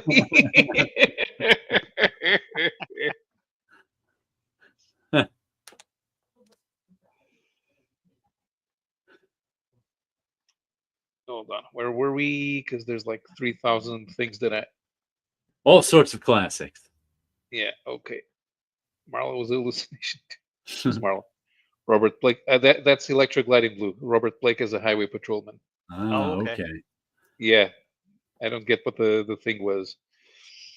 It's a Clockwork Orange, young, too young. Left Elvin. Yeah. I saw it the same. First of all, I saw it on TV. The same weekend I saw Alien 2 in the theater. And I think I was expecting a classic because I read a ton about A Clockwork Orange, knew it was a cult hit that a lot of people loved. I was fighting to stay awake through it. I was just like, oh my goodness, when's it going to start getting good? But I was 20 at the time. Who knows Yeah. what I always say, my opinions expire after 10 years. If all I can remember is my opinion and not the actual movie, my opinion has expired. I'd have to watch the movie again to get a real opinion of it. So my opinion from Clockwork Orange is 20-year-old Jared from 1986. What is that Right. worth now? I don't know. Mm-hmm.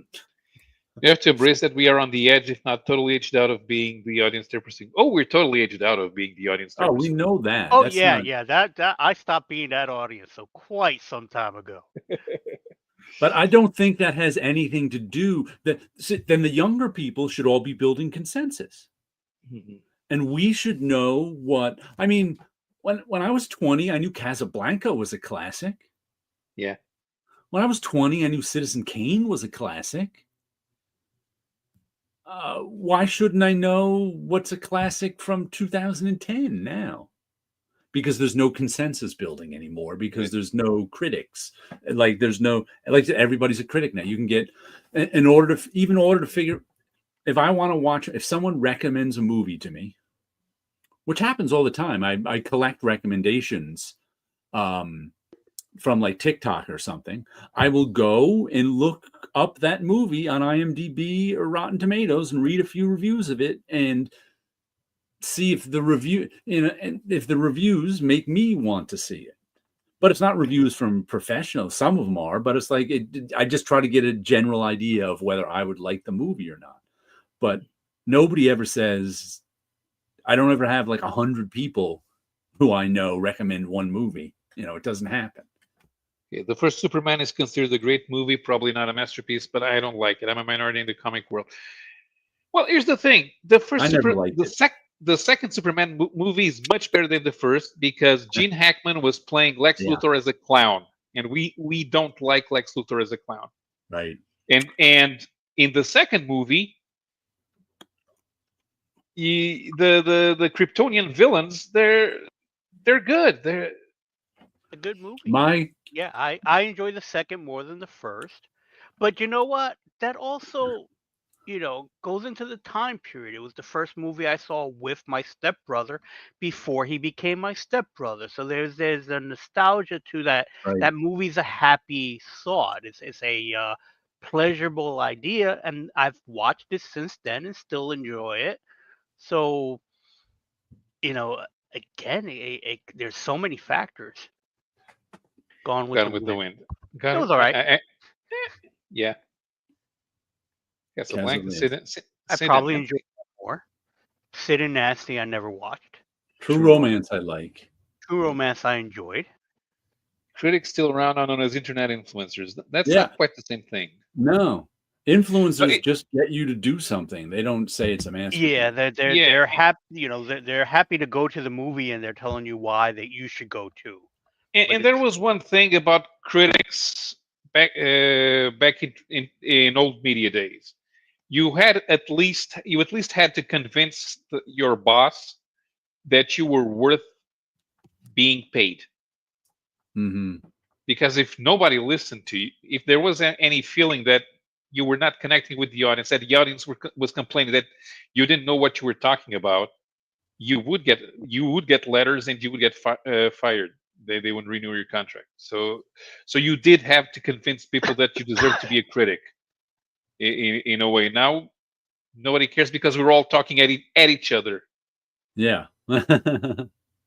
we don't need we don't need critics to tell us what's good anymore. We've got the internet.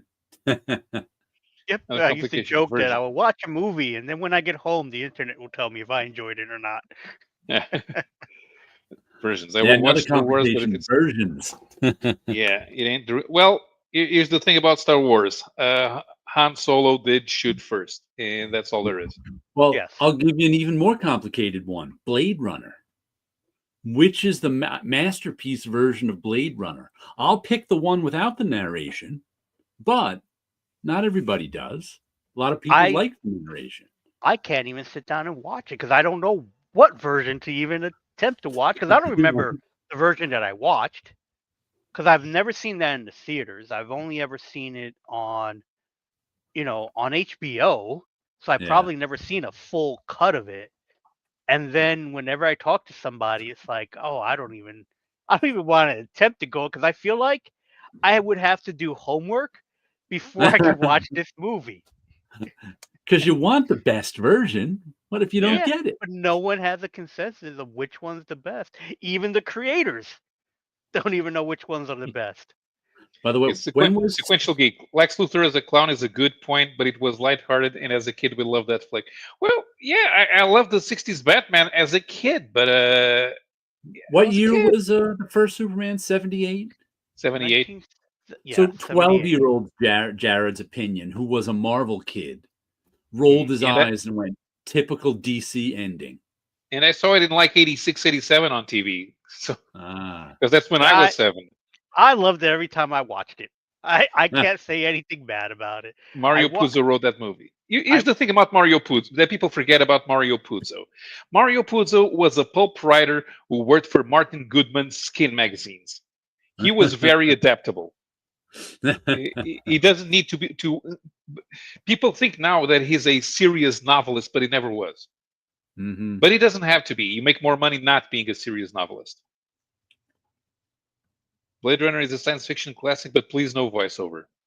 See, exactly. It's a classic, but which version? I'm with you. No voiceover. Siskel and Ebert. Yeah, they were influential. They were influential in creating Sure. Consensus. But I remember with them, I didn't always agree with them.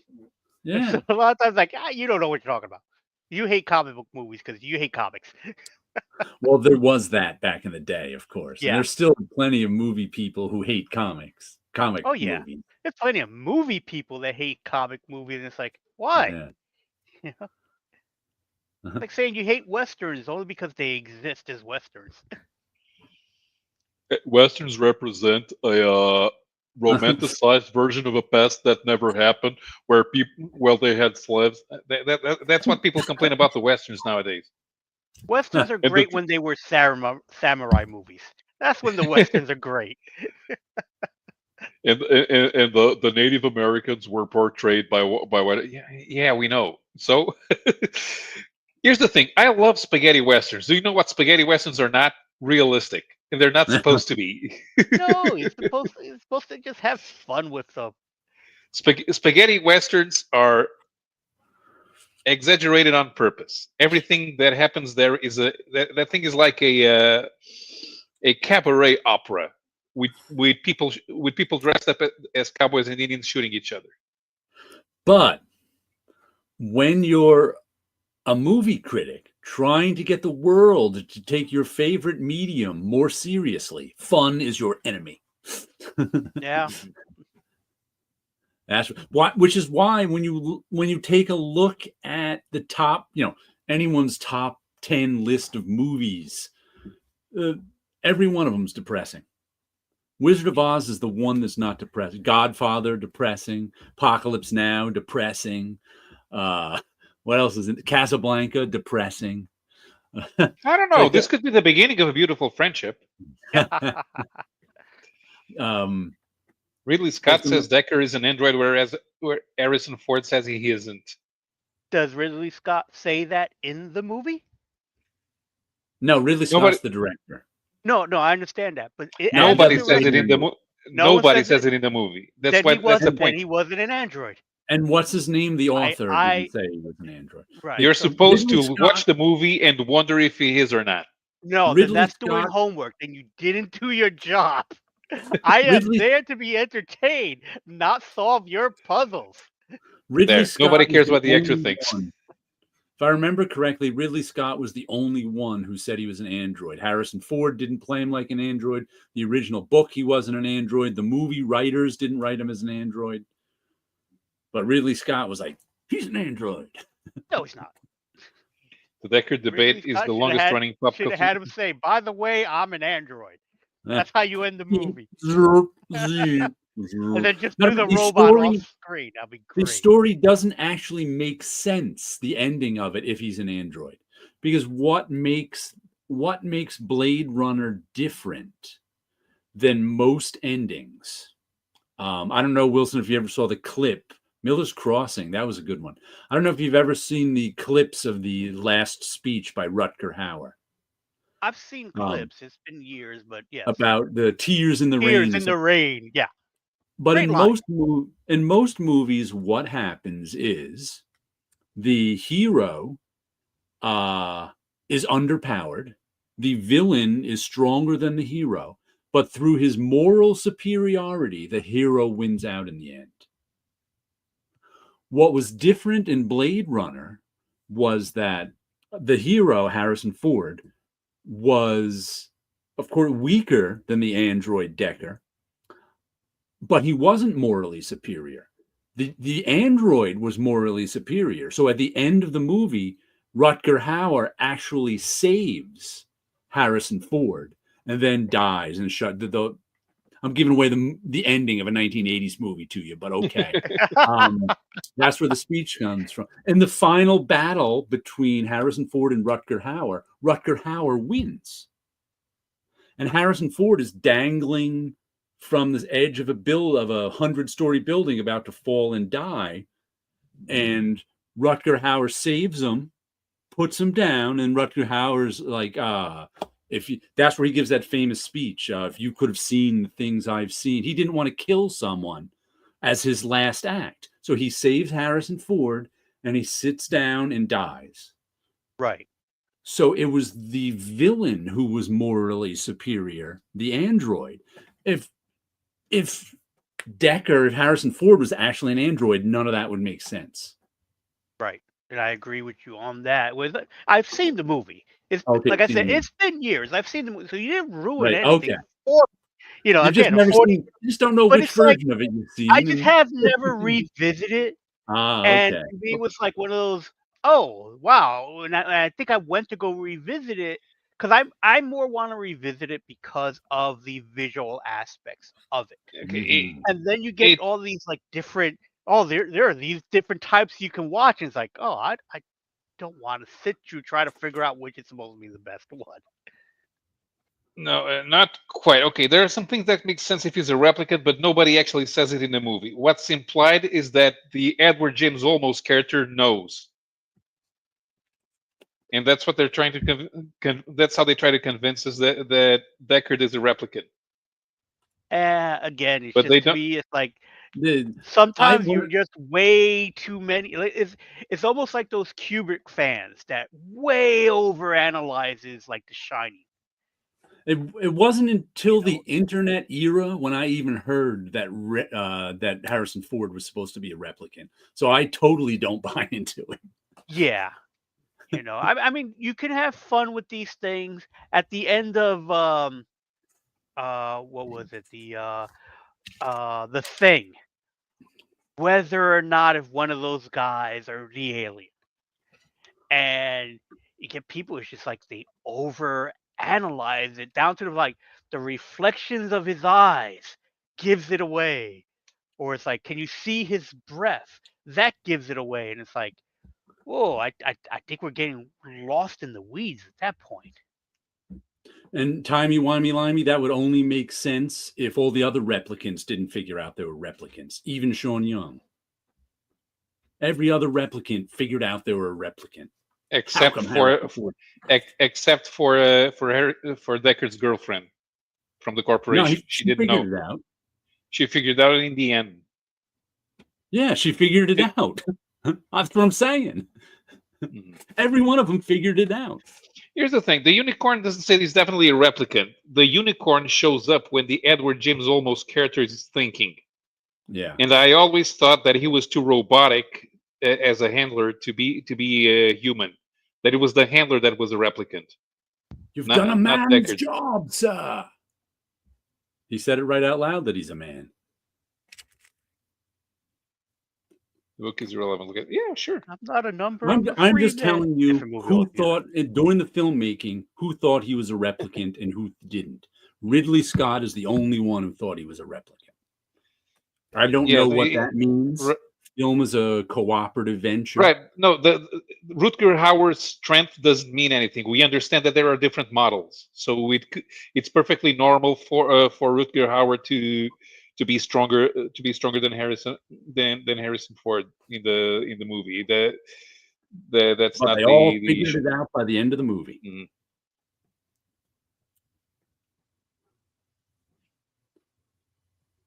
But I don't think that at the time. I don't think that's Harrison Ford. That's Harrison Ford's thoughts. The unicorn. The unicorn is usually mentioned when Edward James Olmos is around. And we already know that Ridley did think he was a replicant, but that doesn't mean anyone else does. When did Wrigley believe he was a replicant? Is that Okay. something after he filmed the movie, or this comes 20 years later when they got to resell it again on DVD? Yeah, but I It don't came think 20 years later when they made a new cut, or 10 years later. the unicorn origami does not show up because of Harrison Ford is there. It shows up because Edward James Olmos is there. The To me, it's Edward James Olmos as a replicant. As a release, yeah, sure, but That director's cut. I think it's good fodder for discussion to imagine that Deckard is a replicant. But when I saw the movie, I always thought it was Edward James Olmos who was a replicant, and that they usually send him out to pick up Blade Runners because because he's physically able to convince them.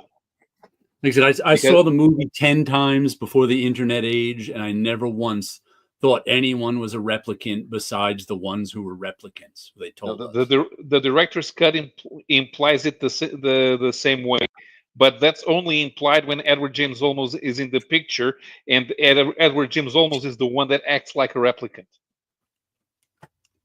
because he's too robotic when talking and when moving.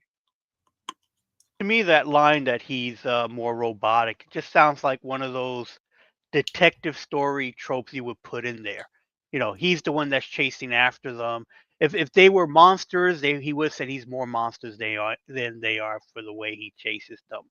That's the way I always kind of pictured that interpret that line. Just his speech pattern and his body movements.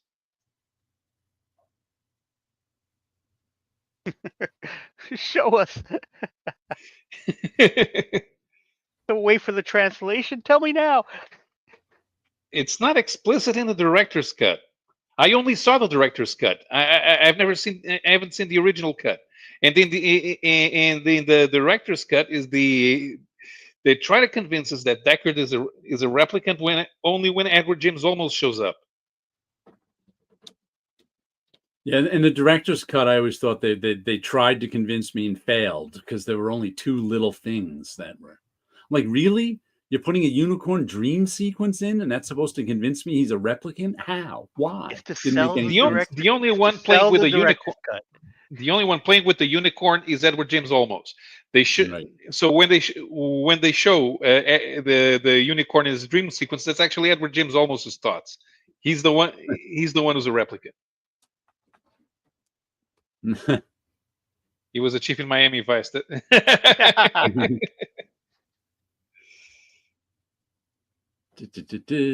My misperceptions are irrelevant. Well, I call myself a critic now, so I'm right.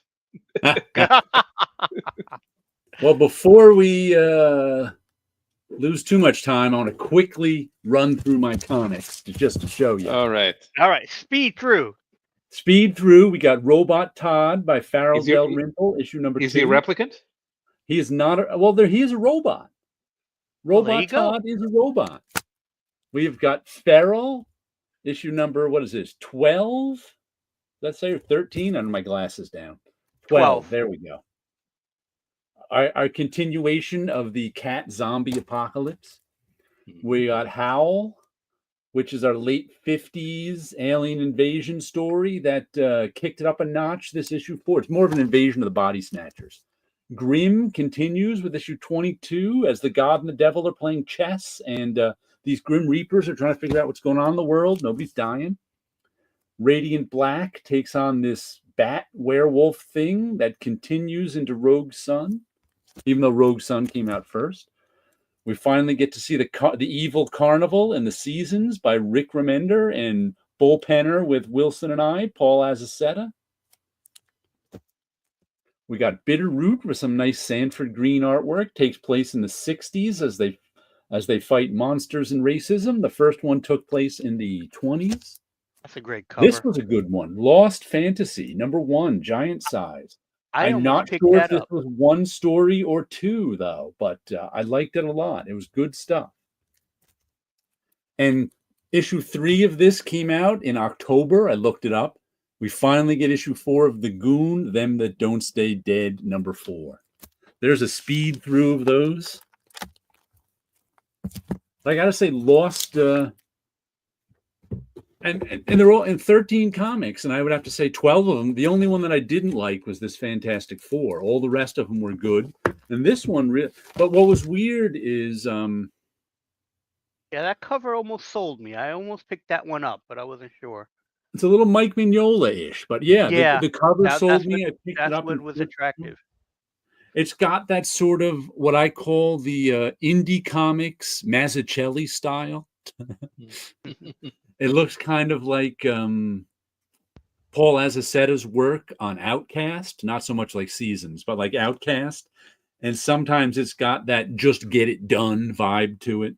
But it's got that, inky blacks everywhere, Mazzucchelli style. But what's weird is most of it was world building in the beginning. It's one of these monsters in the world 400 years ago. They made a house in each country to fight the monsters, blah, blah, blah. Nothing you haven't seen there before. But then when this guy got introduced, he actually went and fought the monsters. He was the one out. And then there was, he's an agent he's like a federal agent since he's with one of these houses. And of course, there's him interacting with the local cops. He's got these 2 dragons who showed up with a spell. But then what was weird is his story kind of ended by going to black. And then we got Into the Black, chapter 1. And I'm like, I don't know if these last 8 pages were the same story or not. They're by the same creative team, but this is chapter 1, and this is book 1. It doesn't say chapter 1. There's a nice picture of him doing a superhero landing. So I'm like,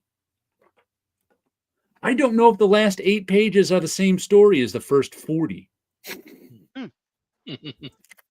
They could be. Maybe they're not. I don't know. But it was good. I'm going to get more of this one. And it's by Curtis Pyers is the writer, and Luca Casalanguida is the artist. And you can take me off solo. There we go. So we still need to teach you how to pronounce Italian names properly. I tell you, I know I was off. I don't know if I missed a syllable or not. There's a lot. There's CASALA. Right. Well, it's you, right? It's not you knowing how to stress syllables in a Latin language. It's Casalanguida. Casalanguida. Languid. Casalanguida. That's like there was not languida, languida, one Languida? there was languida. Languida. There was one student who I had a couple semesters ago who was trying to teach me how to pronounce her name. And she was like, you have to say it like it's unimportant. Because I was stressing the wrong syllable. Right. I was putting stress where there shouldn't be stress. It's like, no, you gotta not think about it and say it like it's unimportant. It's just a word. I'm like, oh, okay. You know what American comics need more of? Polish artists. Then I want to see you pronounce those. Even I'm not entirely sure how to properly pronounce Polish names. I've learned how to pronounce Czech names. I've learned how to pronounce Croatian names. Polish, they like the word is like 12 characters, and 11 of them are consonants. I was reading a book, a biography of what's his name, Kosciuszko, who you may have heard of the Kosciuszko Bridge, Wilson. So I think they may have renamed it in a while. Because The nobody name can pronounce sounds it? familiar. One of those bridges in New York used to be the Kosciuszko Bridge. He You say was.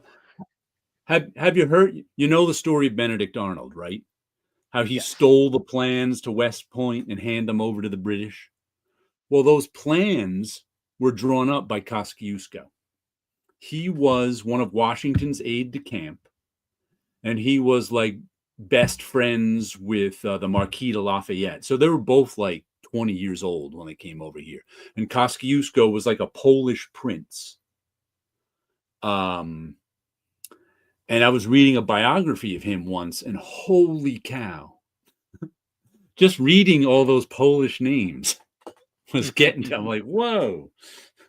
I mean, the only reason I know how to pronounce Kosciuszko is there was a bridge that everybody called. And I still can't swear that that's not the Americanized version of his name. Okay, so can you spell it? No, it starts with a C. Okay, starts with a C. Kosciuszko. So it's already wrong because these are not pronounced like K's in a. Let's see if I can.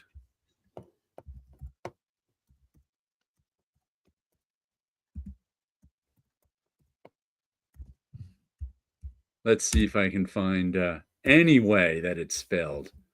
Oh, that's not it. It's Kosciuszko.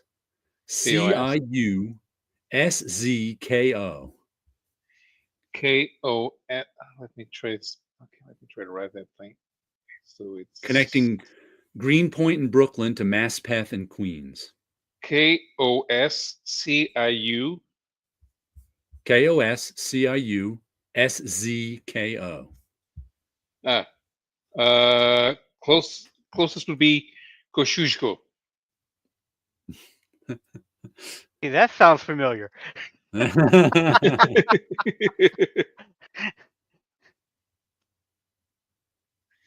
All right. So still talking about Deckard, author intent counts. Okay. Yeah, well, but this is the internet you think era. he's the only author of that movie, Yeah. when we know that movies are a collaborative medium. And the audience is part of that collaboration. So if the audience rejects that Deckard is a replicant, he's not. Definitely your the book is that. Yeah, the book title is going to be Deckard is too a replicant. Mrs. Spillik is Polish. Almost, yeah. I don't buy that Luke and Leia are twins. Now that definitely is. Oh, but it is. It's two on the nose, actually. Oh, I have to show you 3 other things I got this week. I got 2 different versions of The Great Gatsby. Mm-hmm. There are so many printings of The Great Gatsby nowadays that you can find them but you never know what you're going to get. Often, like this one right here, I bought for its cover, and this isn't even the cover that I got these both used off of eBay for like $5 a piece. This one I got just because it was really small and can fit in my pocket. I have no idea why I need a copy in my pocket. It also had a different cover. And this one I bought just because I liked the cover and it was only like $5, but it came with a completely different because there's so many printings. They're just selling you used copies of Gatsby Yeah. and putting whatever one they got. And I only got the one that was all marked up from some high schooler, which I liked. And then I bought the 100th anniversary annotated edition. Annotated by who? Annotated by James L. West III, or at least he's the editor. Introduction by, but it's got, little explanations for all the stuff that's in there. Oh, interesting. Fitzgerald's photo album, 3 o'clock. And I noticed they, I've never seen this written down, but it's something I always suspected. At one point, Daisy says to Gatsby, "You always looked so cool. You remind me of the ad for the man." You know the ad for the man? And I was always like, that has to be J.C. Leyendecker and his Arrow collar ads, which were so popular in the early 20s. And sure enough, here they tell us that's what they think too. Oh, okay, yeah. Yeah, you recognize it. When you see the ad, Yes. you recognize it. Yes.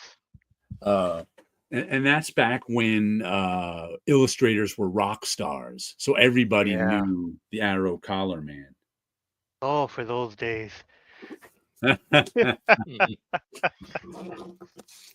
Audience never decides plot points. That's called headcanon. Oh, now all of a sudden Decker is a replicant is a plot point? Because I didn't see that anywhere in the plot.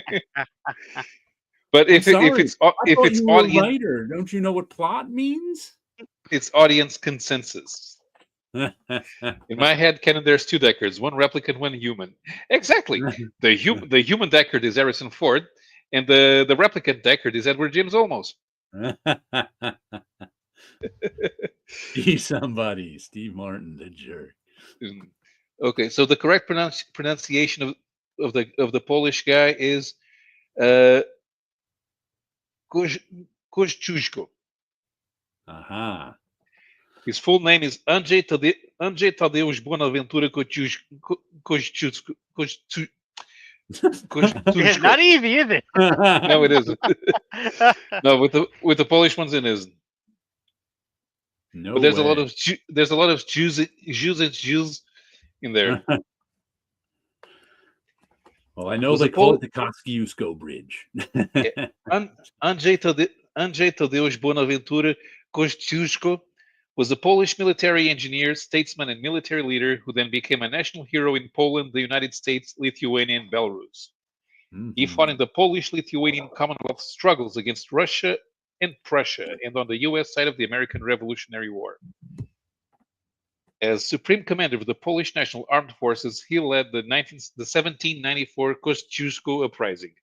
Now, here's the name of the house he was born in. MERECZOWSZCZYZNA, which should probably Merechowizna. If you were born in a place called Merechowizna, you probably would say that you were born in Philadelphia. There's a guy I follow on TikTok who is a pretty young guy too. In the Grand Duchy of Lithuania. I think he's in his 20s, but he's a language guy. He's a language expert. He talks about the history of languages and how sounds change over time. And lately, he's been reading the his favorite parts of Homer, like Homer's Odyssey, in the original Greek, how it was pronounced. And he explains it all to us. And I'm just like, I will not remember any of this 5 minutes from now, but I find it entertaining now. Hey, I do like to know how the names were pronounced in ancient Greece. Yeah. Like, I think one of the things he opened this with was the Iliad wouldn't be pronounced the Iliad in ancient Greek. It would be more like the Williad, because the letter I wasn't in Greek yet. They had a W, had something, a different letter with more of a W sound. And I was like, oh, okay. But But of course, it Yeah. means nothing to me. He reads it in that degree, but he explains all the sounds to us too, and he puts the English translation in the captions. Not a Not a plot plot. point. Yeah, that's not a plot point. It's even if Deckard was a replicant, but let's put it this way: Deckard was a replicant, Deckard not a replicant. The plot doesn't change. The interpretation of the movie changes, but the plot doesn't change. Whether he's a replicant or not, he's still hunting down the other replicants. We should be invoicing you, yeah.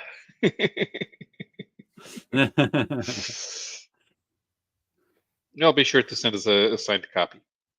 Mhm. But you know what?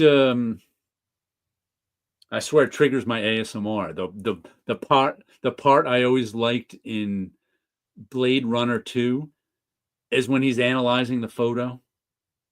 Move left, zoom in, quadrant 3. I swear I can watch a whole movie of him analyzing that photo. Enhance. Enhance. Move left, 17 degrees. He's like having a snack while he does it or something too. I can't remember. He's doing something. Oh, it's a thematic point. See, you saved me embarrassing me in print. Thank you. There you go. All right. Hey, we haven't done a Reed Reaper slab in a while. Do you have one ready? Sure. Let me get one. Let's see. How was I doing this differently? I think I was. Pick a. Oh, it's not in there. Where do I have them? Are they here? Nope. Nope. Let me open that. Go to. Isn't it downloads? There's RSS. Oh, come on. Give me name. I haven't had the folder open in a little while, so. Pick a decade. Where'd they go? I thought I had it.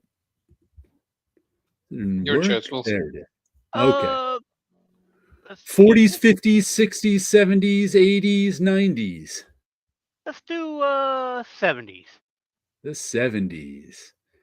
Let's pick 1972 September.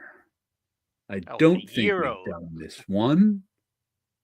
We're just on the Okay, Euro. let me go back here. Let me present. Share screen. Share screen. Oh, window. Yeah, it takes longer when you're not hosting. Yeah, and I'm not in the right window here. Hey, where'd you go? I have to. You know what? I'm going to do this the old-fashioned way. I'm going to open it in Safari. There we go. Let me present, share screen. Share screen, window. There it is. Share. All right. Now Paolo has to present it, and we have got Journey into Mystery number 2, Gil Keane and Tom Palmer. House of Mystery number 208, Nick Cardy. And Ghostly Haunts number 28, Joe Staten. And that's a Marvel 10th anniversary cover in Journey into Mystery. I think we did this one. Or Did we do this one? We're doing I Journey don't- to Mystery again. I think we I- did this one. Did we do this one? Yes. Oh, yeah, we did. I remember we the did. All right, face. let me pick. I the wasn't Ghostly Haunt, sure. yeah. Let me pick another one then. I must not have replaced it. Yeah, I remember that face now. On Ghostly Yeah, I Haunt. looked at it and went, "Did we do this one?" Yeah. Okay, let me. The cemetery Another on the 1970s one. Let's go for August DC. I'm pretty sure we didn't do this one.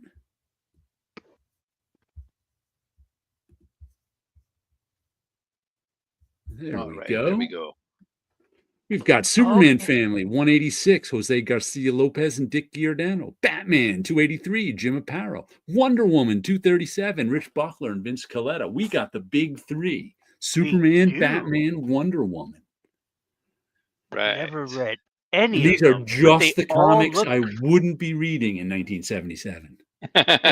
they look so classic DC books though. Oh, this is amazing. There's so many possibilities for just the dolphin alone. Uh-huh. Superman, Family, Batman, Wonder Woman. I would want to read them all, but Is Lex Luthor like punching Superman right into Batman? It's like punching him into his body. I'm not Yeah. sure. It's like he's punching Batman, and Superman's feeling it. And Superman, I don't know because of the age of the book, but he's like color hold. Yeah, he's ghostly, so there's something going on there. Yeah, they're like It's not merging the age of the together. book. There's something going on. Okay. General And that MacArthur Wonder must Woman. die. Oh no, that must be Okay. Wonder Woman World War II story. Okay. I'm going Because to of the read TV Batman. show. I'm going to read Batman, rip Superman family, because that covers the least interesting of all. And I'm going to slab Wonder Woman because everything about it cover screams pop art. Yeah, well, that Wonder Woman one, I agree with you on that. I It's would a great, slap Wonder Woman. yeah. It's a great. It would make a great poster with everything out of context. Completely. I would read Superman Family. Hold And on. unfortunately, that means I'm going to rip Batman straight down the middle to separate Batman Oh and yeah. Superman. Perfect place to rip. Now, Oh man. I just read General MacArthur's balloon. Get back, Wonder Woman. I don't need a female to fight my battles. Even that yeah, is exactly. fantastic for a poster. That is just that would be an amazing poster.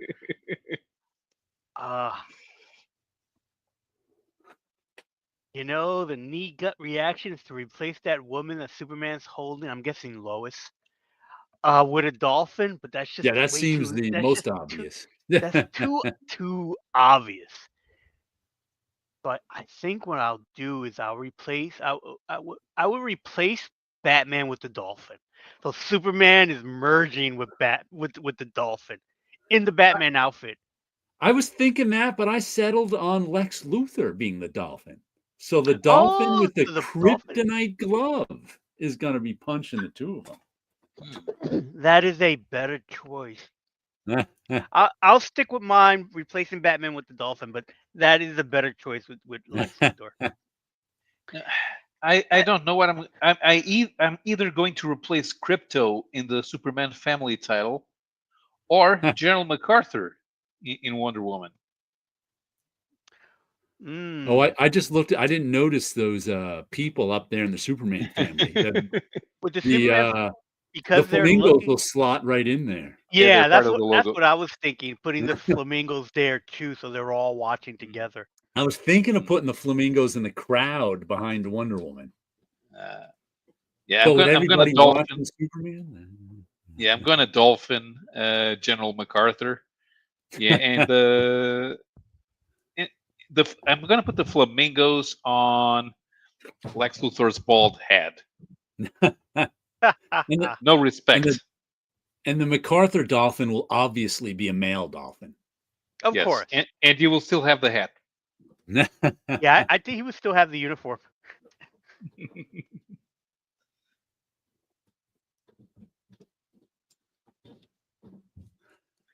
Okay, Tit Goblin says, read Batman, rip Wonders, slap Superman.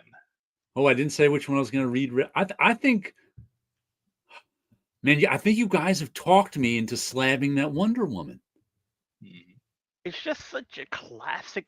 I think you have. That wasn't the one I was going to slab, but I think you've talked me into it, especially after reading General MacArthur's balloon. And if that is Lois on the Superman family cover, she is drawn like I think Valkyrie from Airboy.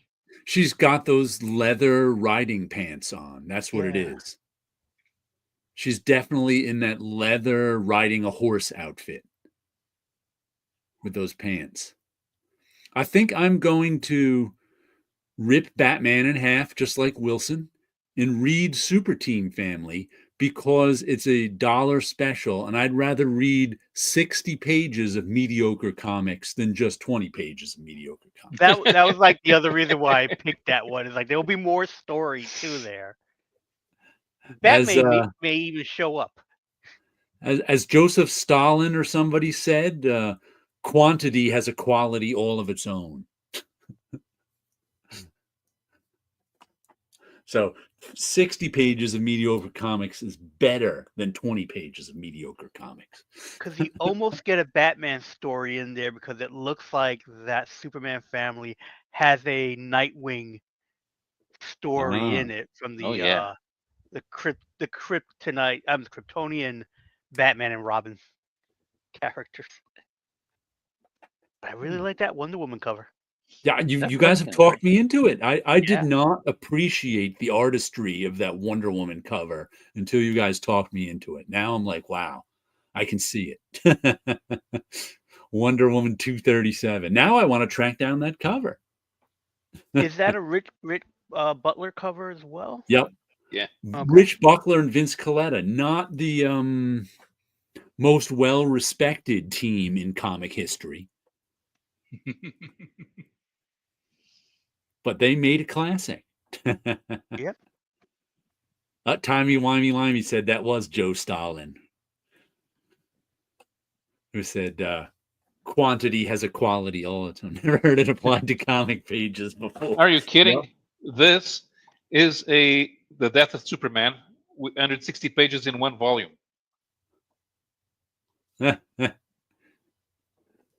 That's actually when I first started buying some DC comics in the early 80s because I was branching out. I liked their 100-page specials because of how much there was. Mm-hmm. Yeah. Yeah, not the best. Not the best. I'm a big Jose Garcia Lopez fan. That is not the best example of his work. No, it's not. It almost has a Gil Kane aspect to it. Yeah, it's got a. Jim, I wish Jim I had more Aparo, space to work with aspect too. Yeah, Jim Aparo is trying to do a Marvel cover. Yeah. And Rich Buckler is doing art that's inked by Vince Colletta.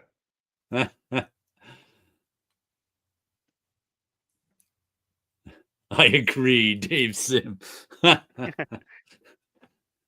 it's Jose Gonzalez, but still, yeah, like Jose Garcia Lopez has a lot of good art and a lot of good covers. That's just not one of them.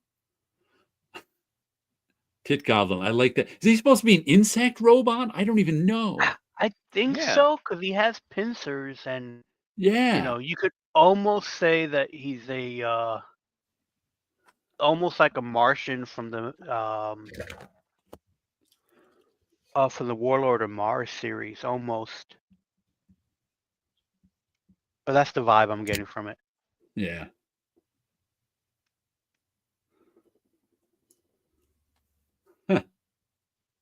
Okay. In case some people did not understand what we're doing, this is Read, Rip, and Slab.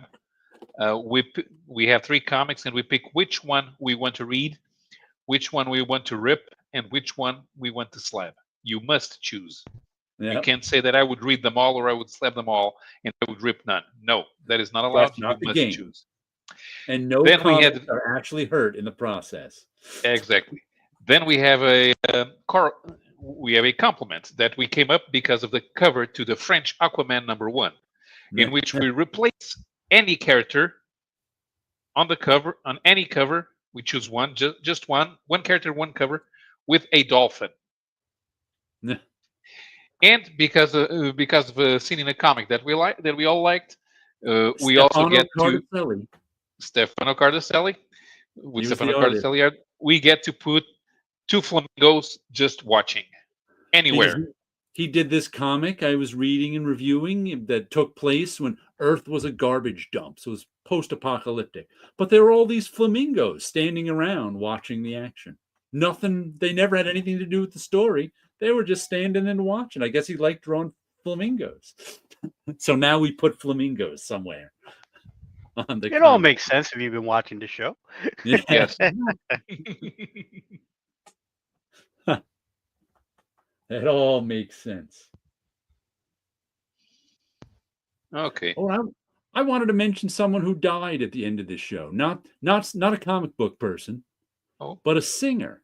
Who, and this Oh, ties a little bit into knowing somebody on Facebook, but not in real life. A singer named Jules Sobule, yes. who had one hit song in the 90s, I Kissed a Girl, not the Katy Perry version. Minor hit. She's like a singer-songwriter. And I've been listening to her music since the 90s. And she was one of the few like celebrities, if you can really call her that. She wasn't that big a singer, who I followed on Facebook. And she was pretty active since she's like a small singer-songwriter generally. She was always active on Facebook promoting her stuff. And she died in a house fire Yes. this week. It was like, whoa. At 61, I think she was. But it was just like, it was whoa, wild. or It's 66. like, But that's just that affected me. I was like, oh man, that's because she was just someone I saw on Facebook all the time, and I'd listened to her music for decades. It was like, yep. It's like whoa. I remember getting that album in the '90s, Mm-hmm. and it was one of those CDs that was in my rotation. Right. And it's like, so the news popped up for me on TikTok, and I was like, oh, what? Because sometimes you can't believe on TikTok because there are now channels Right. that are announcing people's deaths of people that never died, and Right. I do report those. Right. But I saw that and it was like it was wild because they were also Yeah. playing the song. It's like I remember that song, and it's like to hear that she passed. That was wild. Like I said, I just wanted to mention it in passing, just because celebrity deaths don't like calling her a celebrity can be a bit of a stretch too. But celebrity deaths usually don't affect me that much. But hers made me sad because I still listen to her music to this day. And like I said, I followed her on Facebook, so and she was one of the ones that actually made it into my feed along with all the ads. Right.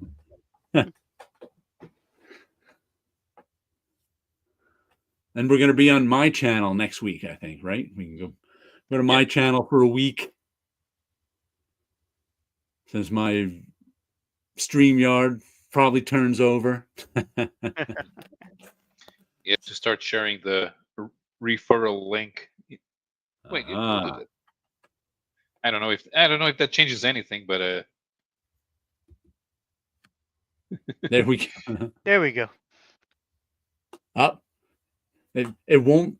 It says share your referral link, then it refuses to post it. Look at that.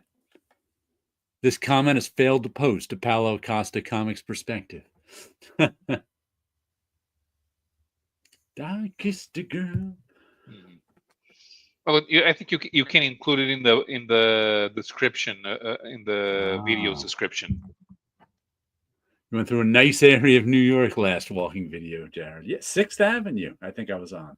Tomorrow we'll have 8th Avenue again because I ended up going down there. With the water towers.